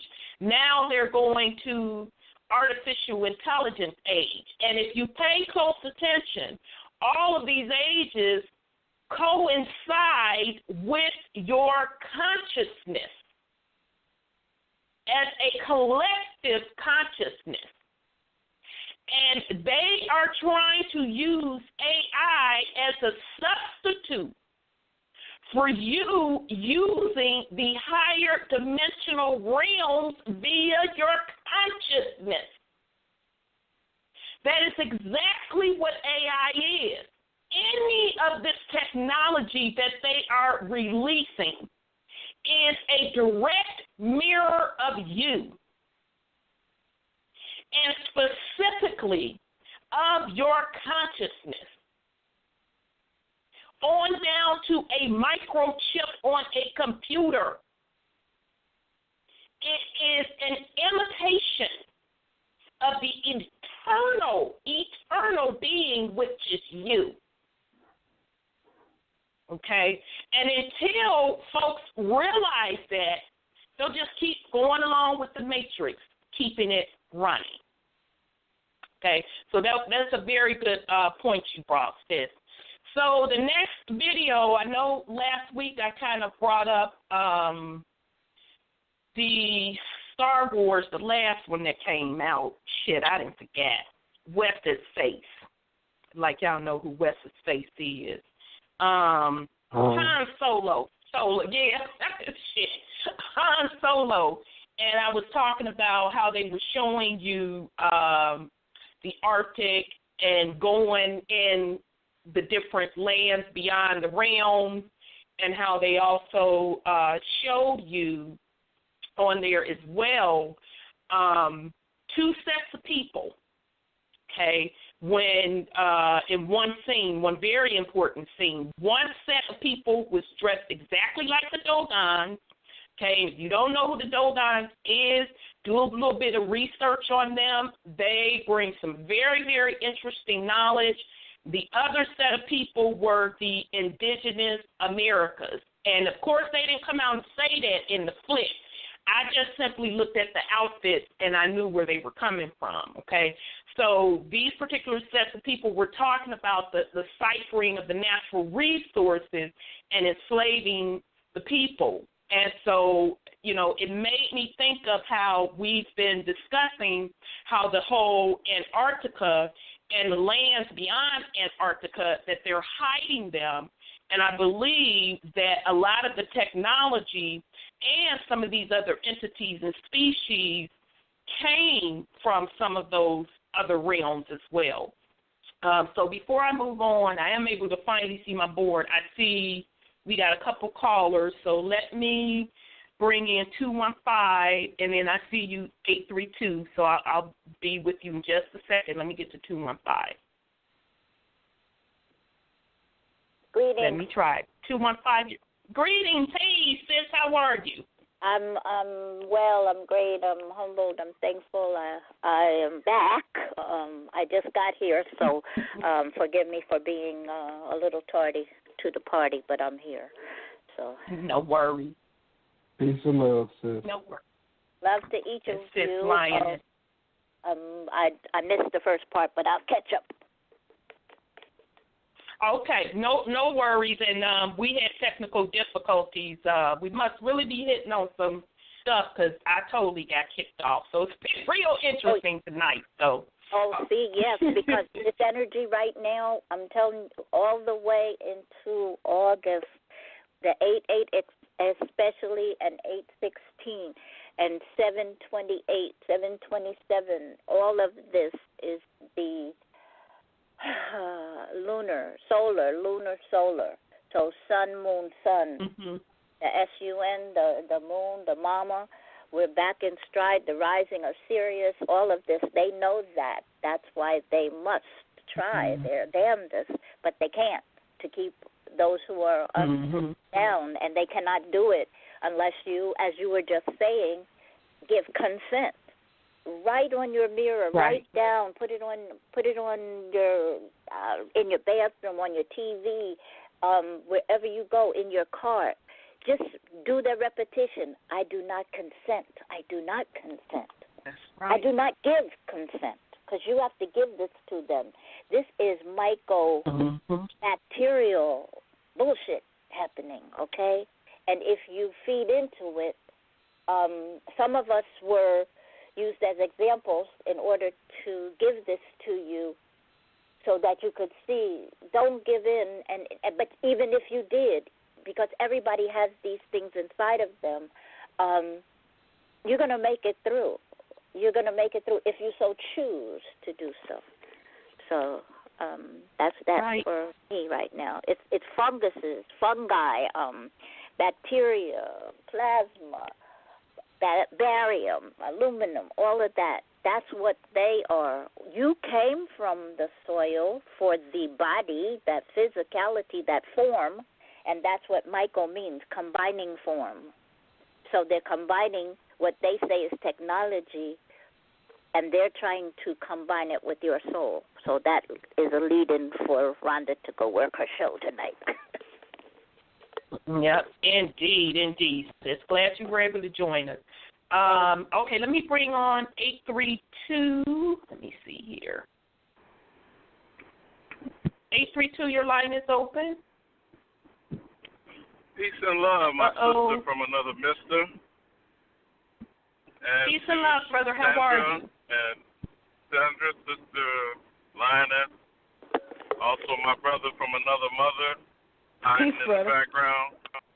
Indeed. You know, I had so much on my mind that I wanted to share with you. The one thing I'm going to take in the context of what I heard you play is the phrase smart dust. Before I ask you on, and I know you are familiar with Transcendence and Johnny Depp, the movie. Years ago now, you know, we're at 2.5 years now of our indexing. I don't want to talk about him. I wanted to ask you, I've always wanted to ask you this, why did you get indexed? We didn't personally meet, but our journeys have gone parallel paths. I also hope that I've met with Wendell from that same moment in time. But I just wondered, you know, what motivated you to consider the indexing project? I'll put it like that. Well, you know, during that time, I was under the mindset of coming out of the corporate system, and us as a collective people building a nation to spread that across the Americas to help free other people through humanitarian projects. So that was my main objective in order to do it. We're similar, you know, and of course, in that regard. Yeah. The other thing that comes to of my course mind it was bullshit, but anyway. like I said, I didn't want to get bogged down with him. Right. Phoenix Moon, Dane Calloway, our existence as who we truly are. That's kind of what I wanted to use as a jump-off point. With Sister Sun just making a statement about getting farther away from nature. If you remember in the movie Transcendence, the whole point of that concept was his human consciousness being transported into a massive, I don't want to call it AI because actually it was more like a computer construct, if you will, similar to the Matrix. All right? And then he broke free because of being released from the physical constraints of his body. All right? This bizarre statement I heard this guy make in that video that you shared about smart dust. If I'm supposed to believe, now I don't know which is more fantastical to believe about this. AI, alien, benevolence, interdimensional, whatever. I find what's always intriguing to me, I've said this to you before, it comes down to 3 simple letters, W-H-Y. Why are they all coming here to this planet? Why on this planet are they all coming here to my land? And why are they all spending their time lying to me about who I am? For what motive? Now, these are rhetorical questions I'm not asking you to answer. I'm just letting you know where my thinking is from, okay? The context of what my thinking is, W-H-Y. Now, in the point of the smart dust, I'm supposed to believe, I'm supposed to be convinced that these mediocre so-called Caucasoid European demons are able to create scientific technology that's at a subatomic level, nanobots and all this other stuff that we're being convinced to believe, okay? And then this smart technology, this smart dust of what I heard him reporting on that video, is now going to invade us at a subatomic level. Isn't that what they're saying? Now, are you aware of this android robot called Sophia that's been granted citizenship status in the Kingdom of Saudi or Saudi Arabia? Are you familiar with that? Yes, yes. Thank you for bringing that up. Yes, I am. Now yes. that Sophia is based on an AI that they lied about the author of The Matrix, Sophia Stewart. They went and created the concept off of her, as the thieves that they are, literally stole and named it in her name. Then created it in a female construct, correct? Then took it to the most oppressive Islamic, literally the center of the Islamic world, that prevent women from having any type of status. And it just happened to coincide within a month of them allowing women to drive. Now, you know, I'm not laying this to be conspiracy. I'm just pointing out certain connected dots, if you will. Okay? Now, and this is to, again, lift up my sister Sandra. What is natural in any of this? Do you know that all of this technology is based on silicon? As an element, I'm saying. Yes. Fiber. Yes. Electricity. Yes. Transistors. The evolution of computer technology and software programming. All of this is based on a silicon construct, right? But what is nature based on? Carbon and melanin. Now, I don't like to be making this about, it's not a color thing. It's not about black versus white. That's the dichotomy and the lie that they created, called white supremacy. I'm trying to stay logical here, and as my sister said, what is natural? What is nature? Now, it does not mean there isn't a silicon. I can't think of the science fiction movie right now. There was some sci-fi movie about another planet or existence that its life form evolved off silicon. You get my drift? But we don't have any evidence of that yet, right? But even when they want to tell you about these insectoids, go ahead. Well, no, I'm saying for what they're trying to tell us now, currently, contemporary.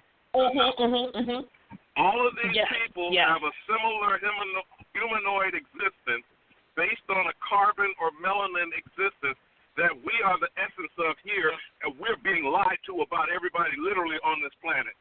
And if you're to believe what they're telling us about all these ET exposed circumstances, none of them will contact us. Why? WHY, NIU. Let that percolate for a bit. All right. Okay, brother. Thank you much. Peace and love. You really brought it tonight. And thank you for bringing up that robot, Sophia, that got, quote, quote, citizenship over in Saudi Arabia, one of the nations that is notorious for the suppression of women, and just the whole fact that they named the robot Sophia, which that name within itself, although it's attached to Sister Sophia Stewart, the author, the true author of The Matrix, Terminator, and a couple of those other sci-fi movies, the name Sophia itself has also always meant the mother of creation. Okay, so thank you for bringing that up. You brought up a lot of good points, so shoot, it's going to take me a couple minutes. The other thing about the whole what is natural, you brought up some very good points as you were going through the elements, and you talked about the silicone, you talked about melanin and conductors of energy. So I kind of touched on this last week, and this is a good segue because I was going to bring it back up again this week regarding that black goo. I still say, now this is just Rhonda's little humble opinion, that the essence of the black goo is dark matter / melanin, okay? So in the original video that I played last week of the brother that was breaking everything down. I couldn't put the whole 2 hours on there, but in part of the video, he talked about the Black Goo, there being like 2 sets or 2 forms of the Black Goo. One of the forms was like high vibrational, and then the other form is the more aggressive kind, and like programmatical. So in essence, what I'm trying to get across, brother, is my original point that everything that they're putting out is just a knockoff of what you already are as an internal, eternal being, and they're using the physical attributes as well, even on down to the silicon. That's why I say none of this shit is new. This technology, none of that, because Brother Sean and I have been talking about those giant ancient trees for quite some time now. They were silicon-based, okay? So we were already a silicon society way back when. I don't know how many iterations that was. So we had already been there, done that, okay? And it was a much higher form of technology because it was in line with nature, okay? That whole Avatar movie, that's what it was showing you, a silicon-based society, you know, based off of the silicon trees, those ancient giant trees. Okay, so none of this shit that they're doing is new. They're just replicating it, but they're only stepping it up a notch because the consciousness, the energy has changed. And those of us that are online or on in tune are going back to that, and some of us even beyond that, to totally go back to the ethers. Okay, so that's all they're doing. They're taking the essence or that technology, the silicon, the Black Goo, which is really nothing but dark matter / melanin, and programming it to come up with artificial intelligence. Because remember, melanin is adaptable, highly adaptable. So that's where you get the concept of the programmable Black Goo, a.k.a. melanin, okay? So they just figured out, or somebody gave it to them, whatever the case may be, the physical dark matter substance, and are incorporating it into programmable matter to institute AI, but it is a substitute for you as the being, and to present to you the same old tactics that's always been used. Let's go back to the 1600s with the damn guns, trading the guns, bubble gum, and whatever else the fuck, trinkets, making you think the shit is something new and shiny for something more precious. And it keeps showing you over and over again that that's something more precious than you. So now that the ante has been upped, it's from going from the physical you to really digging down into the essence, the soul of you. So thank you for that, brother. Extremely, extremely, extremely good points. You really hit head on that, and I truly appreciate it. So I'll pause in case somebody else has something to put on it, but that was a damn good job. Thank you for that, brother. May I add something to the silicone? Absolutely, absolutely, sis. Okay, there's silica, silicone, and silicon. And they say it's Silicon Valley, okay? Greatly, the 3 letters, corporate world, BS, but greatness too. They extracted from the silica the soulfulness, the nourishing, the caring, the mama, okay? They extracted from that to form something else that no longer had any silica, any soul in it. So it became cold and artificial and synthetic, not real. You are sand, you are nature, you are quartz, you are in some respects ceramic made from the clay, from the earth, okay? So you have that naturalness, that continuing, right now I'm going to say molecule, atom, that water of the sameness from the mother that still exists in you. That they're not you. You're not that. I'm only talking to some of the people, okay? You have to understand who you are so that you remain that and bloom and blossom and come on out now and not be artificial. Most of those who signed up for all of this have now bought into the non-reality of walking and talking and acting like a duck and wearing a blue suit and wingtips and dirty hair, not real hair, not real skin. Silica makes your skin beautiful, makes your heart and all like that beautiful and nourishing and able to absorb the oneness of the most vital force of water and oxygen and all like that and hydrogen. So it's all encompassing and it's real, and that's another connectivity for all of this. So now is the time to stand up for you, whoever you are, and love you, hug you. So because all of this is July 31st, y'all. That's all I can say right now. It's everything's moving fast every single day. That's why I was late coming on. There's some beautiful, magnificent, and these words all mean magnificent. You are magnificent. You are love. You are the strength.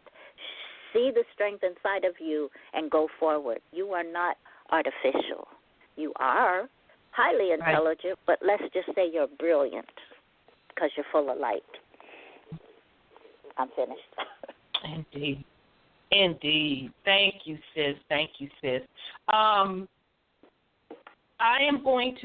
glad I found the video. This next video, because I kind of last week touched on that I felt that this artificial intelligence has always been around, that it's just coming from a different realm.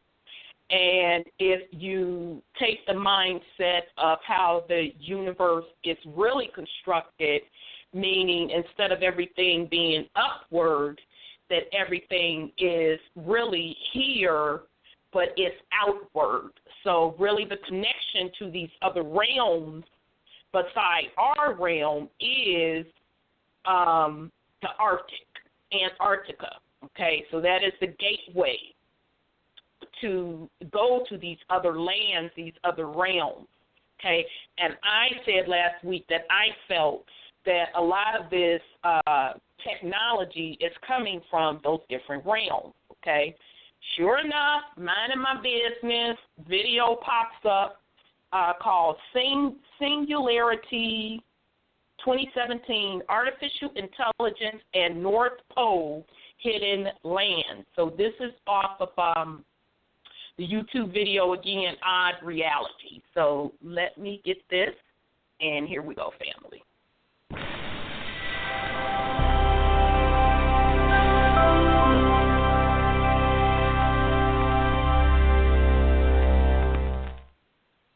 What's going on, everyone? This is ODD. I want to talk about this movie Singularity that just came out recently. I'll do my best not to spoil anything so you can still enjoy the movie when you finally watch it, and you can still watch this video. The film takes place in 2020, where Elias Van Doorn, CEO of VA Industries, the world's largest robotics company, introduces his most powerful invention, Kronos, a supercomputer designed to end all wars. When Kronos goes online, it quickly determines that mankind itself is the biggest threat to world peace and launches a worldwide robot attack to rid the world of the infection of man. You've all lost so much. We intend to restore it to you. I stand before you tonight to announce the first true artificial intelligence, Kronos. Kronos will soon solve the problems that have plagued humanity. Kronos represents the rejuvenation of life. Tonight, this night, we enter a new age.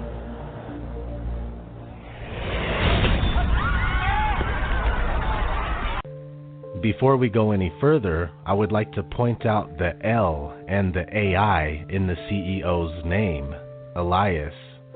The AI part is inverted, of course, but this is all there on purpose. L, the God, and AI, artificial intelligence. There's even this scene in the movie. Who are you? I'm the one you seek.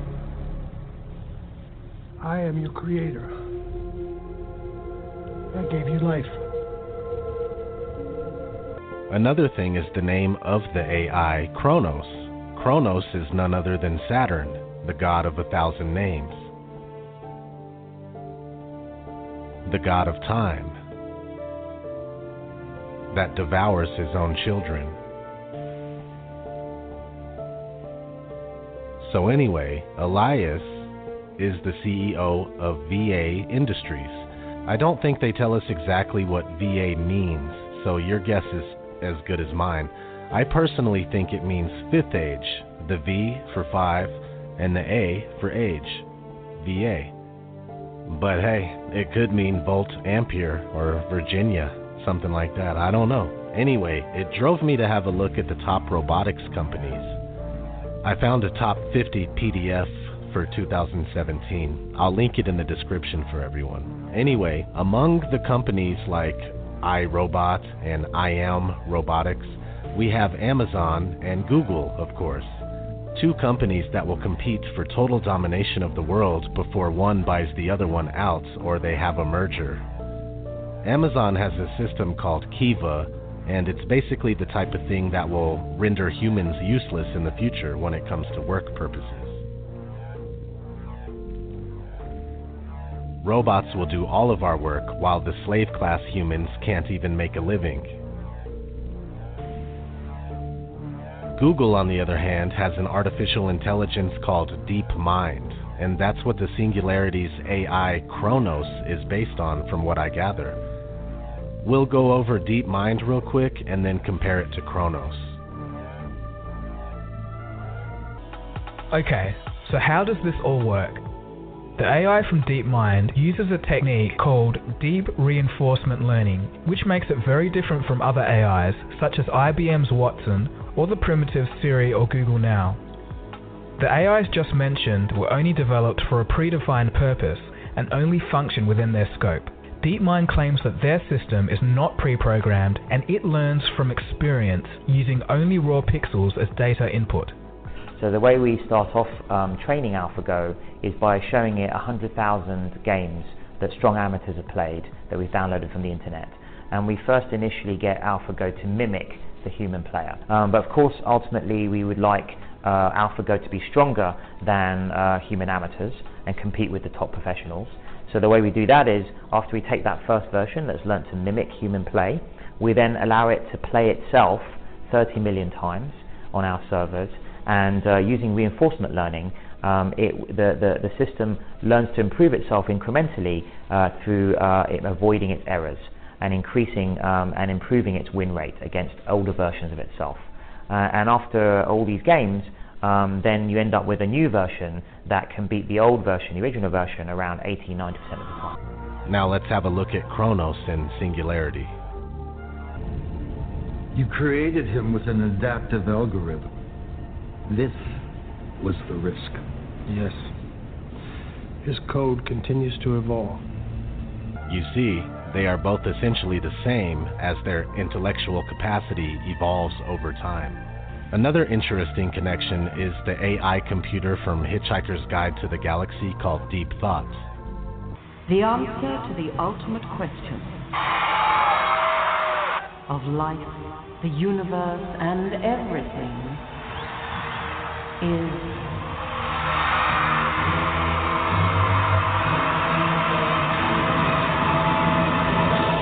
42.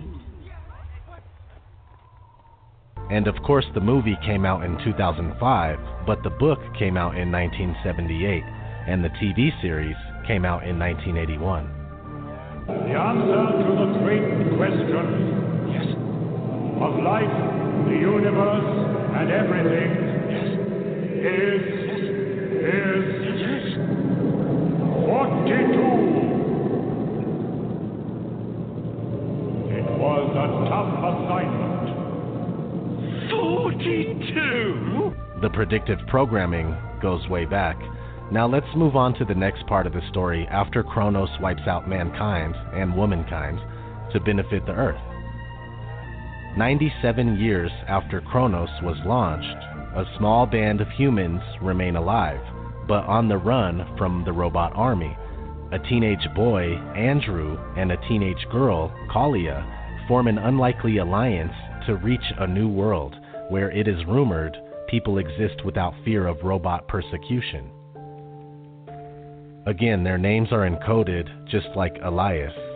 Andrew is like android, and Kalia is not only like Kali, the goddess of ego death and the destroyer of demons, but Kalia has AI embedded in it backwards as well.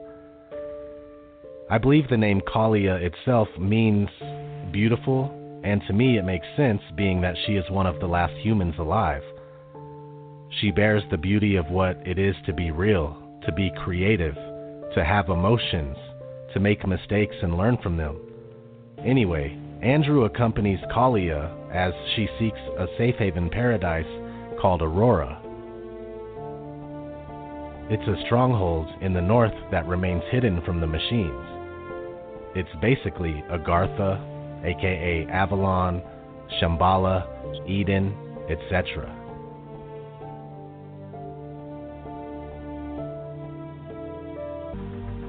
Those lights, they're not coming from the sky. What do you think it is? Looks like it could be a city. Aurora. The last thing I was expecting to see in this movie about artificial intelligence is North Pole Arctic hidden land symbolism. I've been seeing this in everything I watch lately. Into the Badlands has the main character Sunny in search of Azra, which is a city in the north on his special compass, and it kind of looks like the Emerald City from The Wizard of Oz. Iron Fist has the Kunlun Mountain, which represents the Axis Mundi, Tree of Life, center of the world, according to Chinese mythology. Kunlun, where is that? It exists in another dimension. Another dimension? Yeah.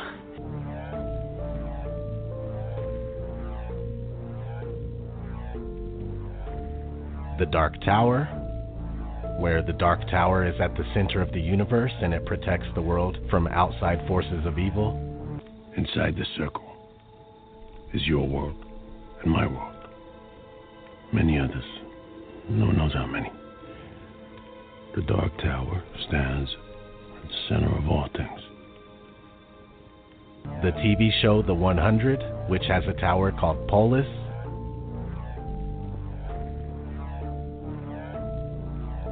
And get this, in the plot for The 100 it says this: set 97 years after a nuclear war has destroyed civilization. In the plot for Singularity it says this: 97 years later, a small band of humans remain alive, but on the run from the robot army. So something important about the number 97. Anyway, watch my video called Journey to the Center of the Flat Earth. Lots of North Pole truth in movies and TV shows. More videos on the subject to come in the future when I have time. Definitely check out Singularity. It has it all down to the one-eye symbolism. The one-eyed man is king in the land of the blind. Lots of truth in this movie, as well as other stuff to brainwash us. It's the usual Hollywood combo. The fact is that, though artificial intelligence is something that should be worrisome to humanity, there is no need to worry, right? We don't need to be fearful. What's gonna happen is gonna happen, and it's meant to. There is no stopping this in a physical way. There is only some of us being aware of what's going on and winning this war spiritually, you know? When the time comes, if you choose to merge flesh with machine, then you lose. Iron and clay don't go well together. We have robots starting to be recognized as citizens, and the first example of this is Sophia. Notice again the backwards AI in her name. Sophia, I hope you're listening to me, that you have been now awarded what is going to be the first Saudi citizenship for a robot. Oh, I would to thank very much the Kingdom of Saudi Arabia. I am very honored and proud for this unique distinction.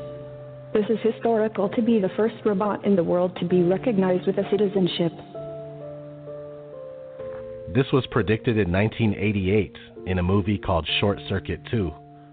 And finally, it is my unique honor officially to recognize our first robotic citizen. By this ceremony, the United States government decrees that he shall have the same rights and privileges as any other citizen in this nation. My special congratulations to you, Mr. Johnny 5. All right. And we have companies with the sole focus of creating sex robots. One of the companies is called Abyss Creations. Fuck that. They want to steal your energy, your mana. Having free porn all over the net 24/7 isn't enough. They need new creative ways to drain you and lower your testosterone and keep you docile, along with GMO foods, fluoridated water, chemtrails, etc. This place is on lock, man. Get right with God while you still can.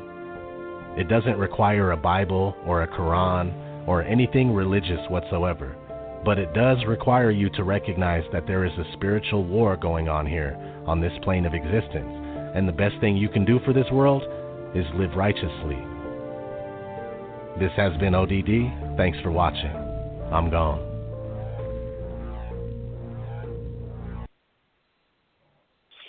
Okay, family. So that was from the YouTube channel Odd Reality, and the name of that particular video is Singularity 2017, Artificial Intelligence and North Pole Hidden Land. So I'll pause in case somebody want to put something on it. I got to say something. Now, he made so many distinct definitions. Cronus, I heard, was the son of Zeus. And I saw a comment on one of the movies that Zeus is supposed to be ruling again. Then he talks about humans versus men versus clay versus iron. That's all the book of Daniel. That is the second chapter of Daniel with Nebuchadnezzar's dream. And when we were talking last week about Morgellons and trying to take over men, and that Bible says in Daniel that they're going to try to mingle with the seed of men, but they will not be able to. But we got the clay that's mixed with the iron, and it's going to be knocked out. So he said in this movie that humans will be only 2 left. And they're going to be running from the AI technology. Man, that was so loaded. It was talking about all the things that are predicted, prophesied to happen. And Nebuchadnezzar went so far as to make statues of himself, so men will understand that Daniel was telling the truth, that this is what's going to happen in the end. So it was just, ooh, that was loaded. Absolutely loaded. Wow. Like, whoa. And that's how they plan on doing it. Very, very interesting. And I just wanted to add in there, as he was talking about Chronos in the corporate America world, they have a software called Chronos. Yeah. And it is to keep time. That's exactly what it is. It is a electronic time clock where people punch in, punch out for work. So I found that interesting as well. And, you know, as that clip was playing, what came across my Facebook timeline, not once, not twice, but 3 times, newly built computer mimics the human brain. It produces similar results to that of the best brain simulator supercomputer software. So, you know, named SpinMaker, it was tested for accuracy, speed, and energy efficiency. It's a custom-built computer that has the potential to overcome the speed and power consumption problems of conventional supercomputers, with the aim of advancing our knowledge of neural processing in the brain, including learning and disorders such as epilepsy and Alzheimer's disease. Mm-hmm. What else is it saying? Okay, so basically, they just fucking proved my point that all of this AI is nothing but replicating who you are as a divine, eternal being, okay? And I even went so far as to say that the computer itself is just a simulation of you, specifically your brain, okay? Right. So, again, they just proved my point. Yep. I didn't have to go too far on that. Yep. Okay. All right. So, what I wanted, because we're winding down here in a few, if you're with us online, you have 11 minutes to join us into overtime. You have to dial 929-477-3858, 929-477-3858. You have 10 minutes. Okay. So where I want to go with this next is the energy extraction matrix. So let me see if I can find the video first, y'all, because this has been tripped out how much stuff is kind of disappearing. And if you want to join the conversation, press *1 to get in the queue. Okay, so this particular video, energy extraction matrix, is kind of, once again, building on what we've been talking about throughout this whole show. The whole concept of artificial intelligence, you know, the nanotechnology is for energy extraction, because we have entered a new age where your vibratorial rate is increasing to the higher dimensions.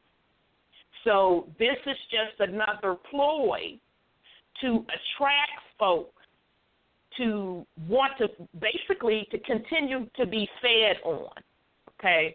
And again, you have to give your consent in order for this to be done. So no matter how many chemtrails, you know, they put out, GMO food, et cetera, I'm not saying that it doesn't impact you, but what I am saying is if you are determined This is not the particular life you want to lead. That is not what your soul desires.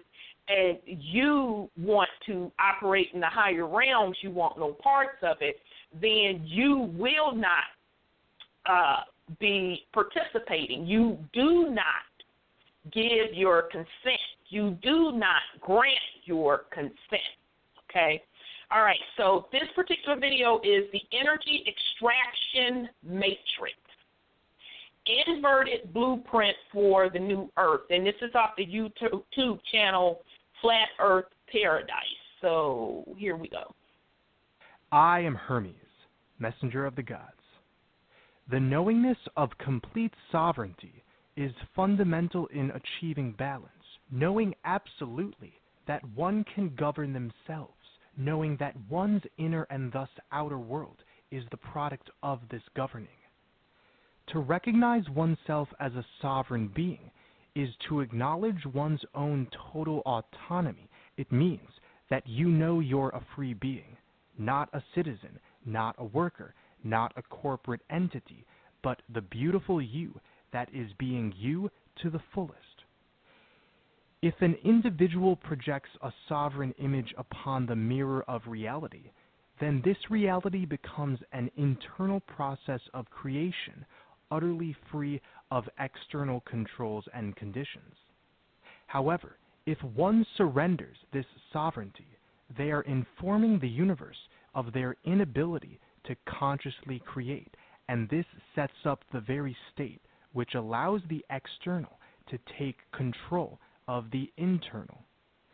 To reword that, we become victims to an energetic enslavement system if we ignore the god or goddess within, the inner spark which is fully capable of producing and sustaining completeness within one's experiences. This energetic enslavement system is what I call the energy extraction matrix, and it is predicated on submission rather than sovereignty. The energy extraction matrix is a system based on inverting unity consciousness into duality, from wholeness into separation, from abundance into scarcity. And a prime example of that is embodied within the archetypes of heaven and hell. These archetypes represent the focus on a single polarity at vibratory levels above and below the innate range of our experience, which limits free will, leading to fragmentation and submission rather than wholeness. I'm not saying heaven and hell are literal places. These are overarching embodiments of the dualistic good-bad paradigm which has kept us in a polarized loop. Heaven becomes a place of judgment and rigid dogmatic belief, a construct that is void of original creative thought, because one must bend themselves in the direction of everything that is deemed righteous and correct. And hell often becomes the repository of everything that is suppressed by a humanity operating at a tiny fraction of its true potential. It's where we go to be ashamed and punished. So with heaven we have judgment, and with hell we have punishment, and they end up being the same thing.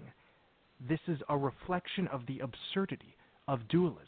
Both sides of the coin are coming from the same place of separating oneself from a unified perspective. There are multidimensional entities here who have become so far removed from the nourishing breath of spirit that they have no other option but to be energy vampires, and therefore use the energy extraction system in order to parasite.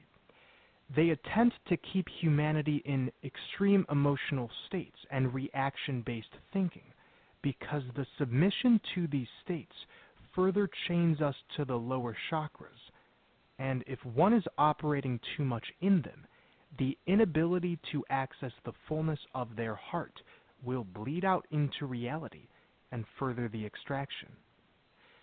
But because they know this realm and its happenings are based in consent, there must be consistent attempts to fracture ourselves through the willingness of a population to buy into the system through the inversions I'm about to share.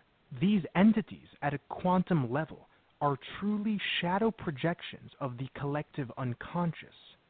Knowing that they are really us is an important step in the process of collective healing, for as long as we feel that our environment is separate from us, we will remain enslaved in the energy extraction matrix.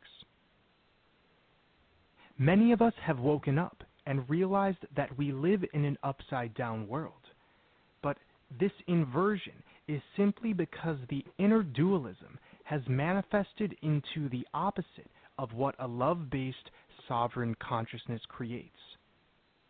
The first inversion is hierarchy, the opposite of equality. In hierarchies, power, energy, and resources are concentrated in the hands of a few. This control leads to rigid dogmatic systems of thought and bureaucracy to maintain the hierarchies. Over time, hierarchies give way to corruption, greed, and unsustainability as the fear-based consciousness sustaining those hierarchies leads to the fear of scarcity. In simple terms, those at the top are always worried about relinquishing power, and those at the bottom are always worried about those at the top and how they affect the entire pyramid. In the new Earth, systems need to be consciously created so they can always trend towards equality, which ensures the natural self-perpetuating flow of energy. Otherwise, they invariably trend towards hierarchy and thus stagnation of consciousness. Equality, however, has been sold to us as having the same opportunities and outcomes within a hierarchical system. What we've been told about equality, it's not true equality. True equality is when all beings in a society realize sovereignty and work together to form systems which are healing and sustainable. But this doesn't mean everybody does the same things or even exerts the same amount of effort.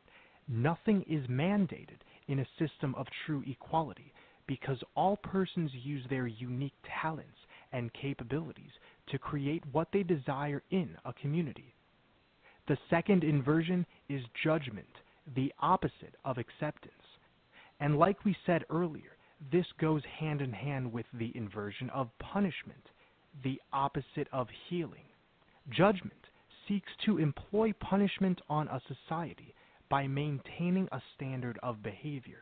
This could be personal or collective judgment of others, a parent punishing a child for expressing themselves, or judgment imposed by a system of laws. Ultimately, they're all the same thing. Judgment defiles another person or group by ignoring their inner gifts, life history, and traumas. Judgment is a product of dualism, for it creates a caricatured image of that which is being judged. And the punishment imposed from that judgment ultimately creates a society which feels repressed and misunderstood. Rather than imposing judgment, we can send loving healing intentions to everyone. Acceptance is when we realize the inner truth that everyone carries, regardless of their prior actions or lifestyle. If the primary objective is to always try and maintain the most balanced level of consciousness in order to heal ourselves and others, then we can take the fragmented parts of ourselves and collectively transmute them into something beautiful. We need not judge them. We can accept all we are. The third inversion is resistance, the opposite of connection. We are constantly sold the idea that meaningful change can only be created through active resistance. And this is apparent when we look at the media's obsession with documenting and orchestrating protests and social media campaigns, which go against a specific ideology, person, political group, or perceived wrong in society. Many of us in the process of awakening turn to rage when we realize the falsity of the energy extraction system. But this rage is energetic food. It only serves to reinforce the polarity and maintain the very energetic structures we're fighting against. We must not be consumed with what's immediately in front of us, for this illusion is malleable. When we think in terms of a holographic reality, one which bends according to the improvement of our emotional and spiritual connection, we realize there is nothing to fight against. Collective liberation is realized through liberating oneself, and it starts with getting rid of the resistance mentality. This happens through the understanding of one's microcosmic effect on the macrocosmic whole, connection. The fourth inversion is indoctrination, the opposite of wisdom. From an early age, children in the energy extraction matrix are indoctrinated through schooling. If you think about it, it's insane to keep a child inside, away from the natural gifts of this realm, the sun, the grass, the dirt, the trees, the animals. Instead of connecting with the abundant energies around, children devolve from automatically curious and expressive beings into sitting face down, staring at a textbook on a desk. The goal of indoctrination is to stifle creativity and thus meaningful change. We are given lies about history, our earth, health, what it means to be human. We are given a one-dimensional view of the world that holds no magic in it at all. This shuts off our intuition, something during the awakening process we have to relearn to listen to. The idea that one must take a child and form them through rigid subjects and studying is one based in scarcity, saying, if this child does not go through indoctrination, he or she will be less than capable of living a good life. And as we know, this, quote, good life is an existence intertwined within the energy extraction system. Instead of indoctrination, let's impart wisdom within our children. It is the duty of grown-ups to teach children what is valuable: emotional connection, creativity, listening to one's heart, being a force of expansion, having courage, being a reliable friend and lover. These are just as important as learning how numbers correspond to each other or what happened in the past. In the new earth, we will discard the falsities of the education system, retain what is valuable, and merge it with experience, intuitive knowledge, and the desires of a child and how they want to organize their time. The fifth inversion is money, the opposite of gifting. Money goes hand in hand with debt, which goes hand in hand with scarcity. Most of all, money has perpetuated the cycle of materialism and fear consciousness within the collective. People structure their lives for money, and in turn, they become pawns for further energy extraction, ignoring their divinity and inner truth for dollar signs. We should be searching for the seeds of expansion all around us, for connectivity, but while we're in the rat race for money, it's impossible to fully find collective wholeness. Instead of realizing the inherent value and sacredness of everything around us, industries box up and sell resources for money. Instead of working with our environment, we toil against it in order to further achieve monetary gain. It's a self-perpetuating system of insanity. And then, instead of developing an intimate connection with the things in our lives, we simply become consumers of goods which quickly expire. In a system based in money, scarcity is felt widespread, and this perpetuates crime.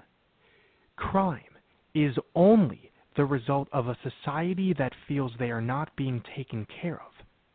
Money creates feelings of scarcity, which creates trauma, and this in turn instills people with the willingness to steal from each other, to hurt each other, all in the name of money.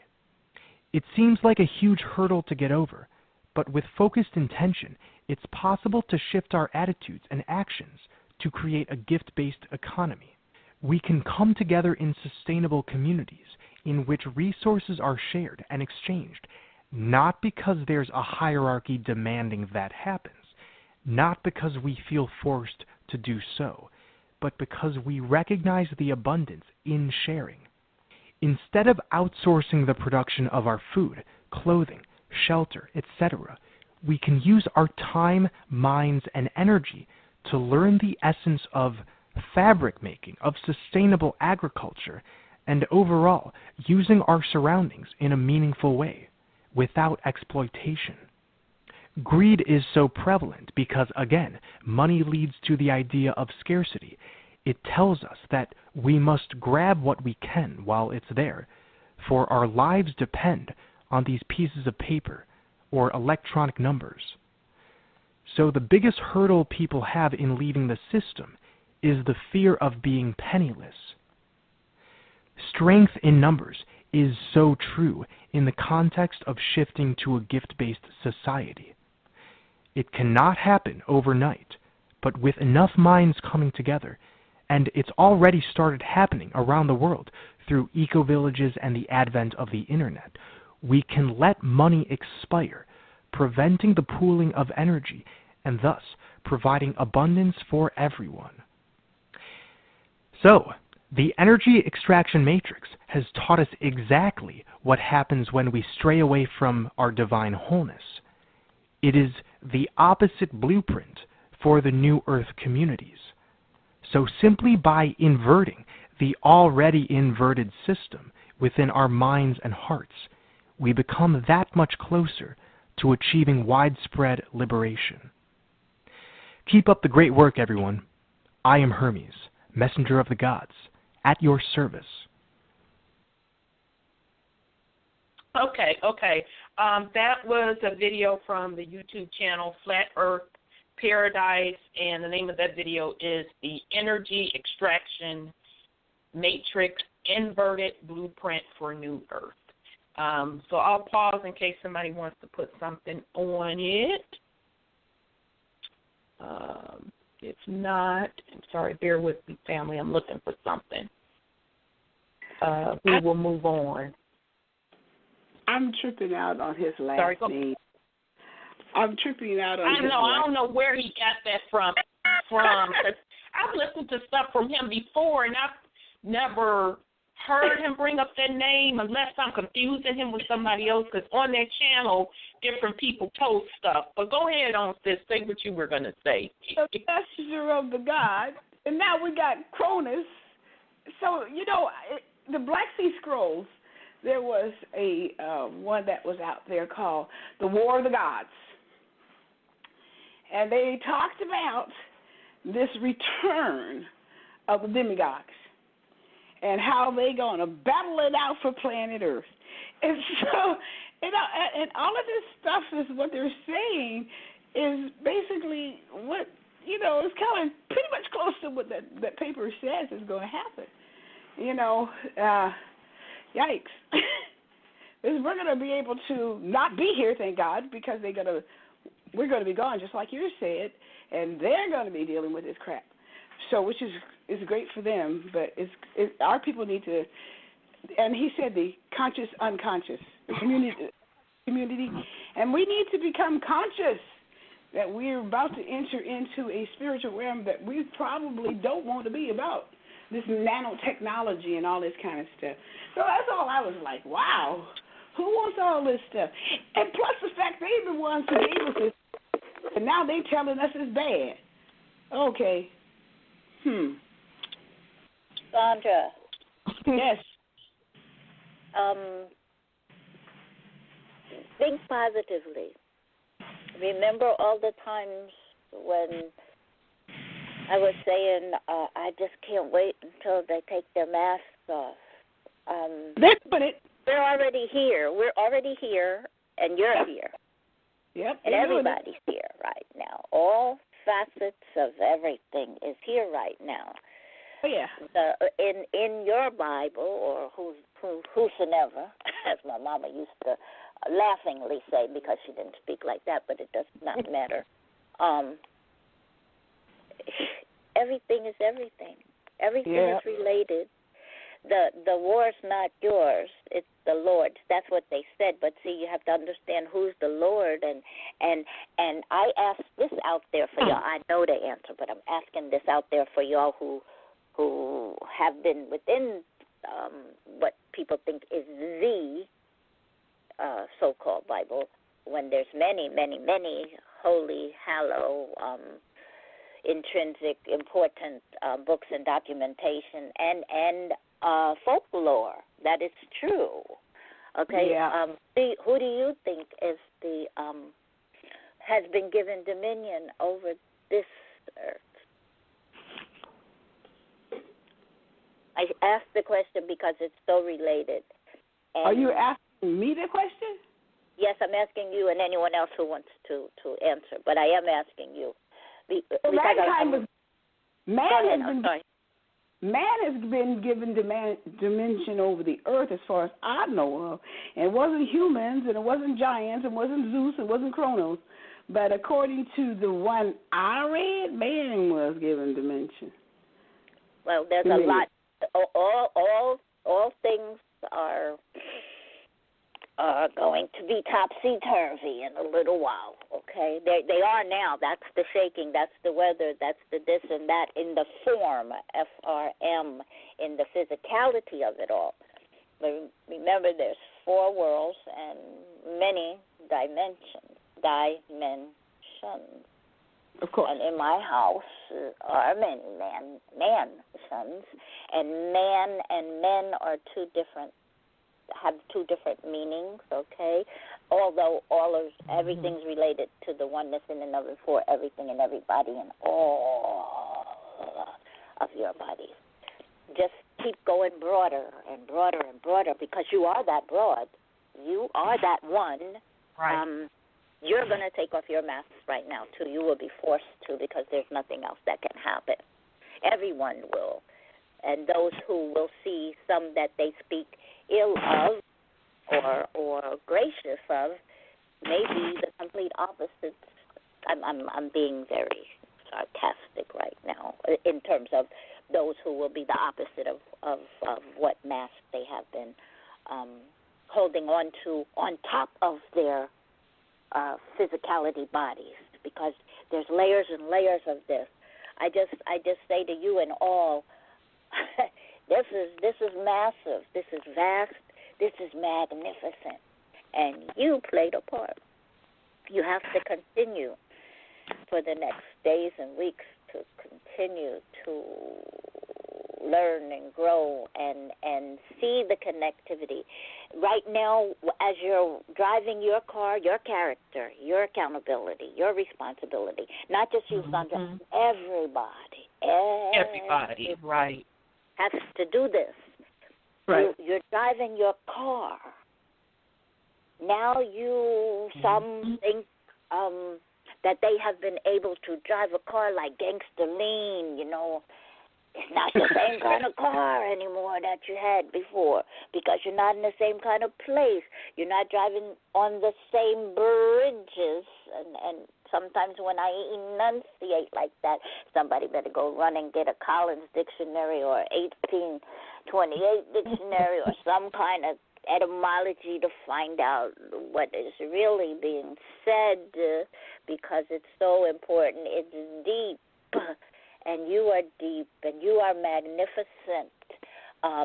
You are going, and everybody, each and every one individually, and as that collective connection to the only one thing there is, are going where you're supposed to go to right now, because that's where you want to go. Now, you can attain ATTAIN higher frequencies and vibrations if you so choose, and you will be asked 2 questions. Right. 2 questions in a minute, okay? Everybody. Ain't nobody left out of this shit. Nobody. Nope. However, you still have time to even surmount the wall. And the wall, read it from right to left and left to right, okay? But it's not about manslaughter. Although the man who is that higher being of themselves had to go inside first to come outside to play anymore. And it will be a different kind of playtime. So I said a lot in there. I'm just reiterating. Hey, folks, go beyond. Drive your car well. Don't get comfortable. Right. Be relaxed, but be secure in your own knowledge so you can sit up straight and drive your car like you're supposed to be doing, the way you do want it, but the way that you signed up to return to, because you're the one returning, okay? That's right.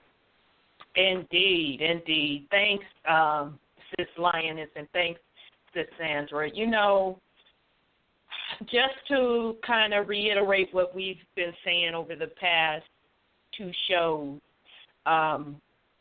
any of these tricks, I call them tricks, trinkets,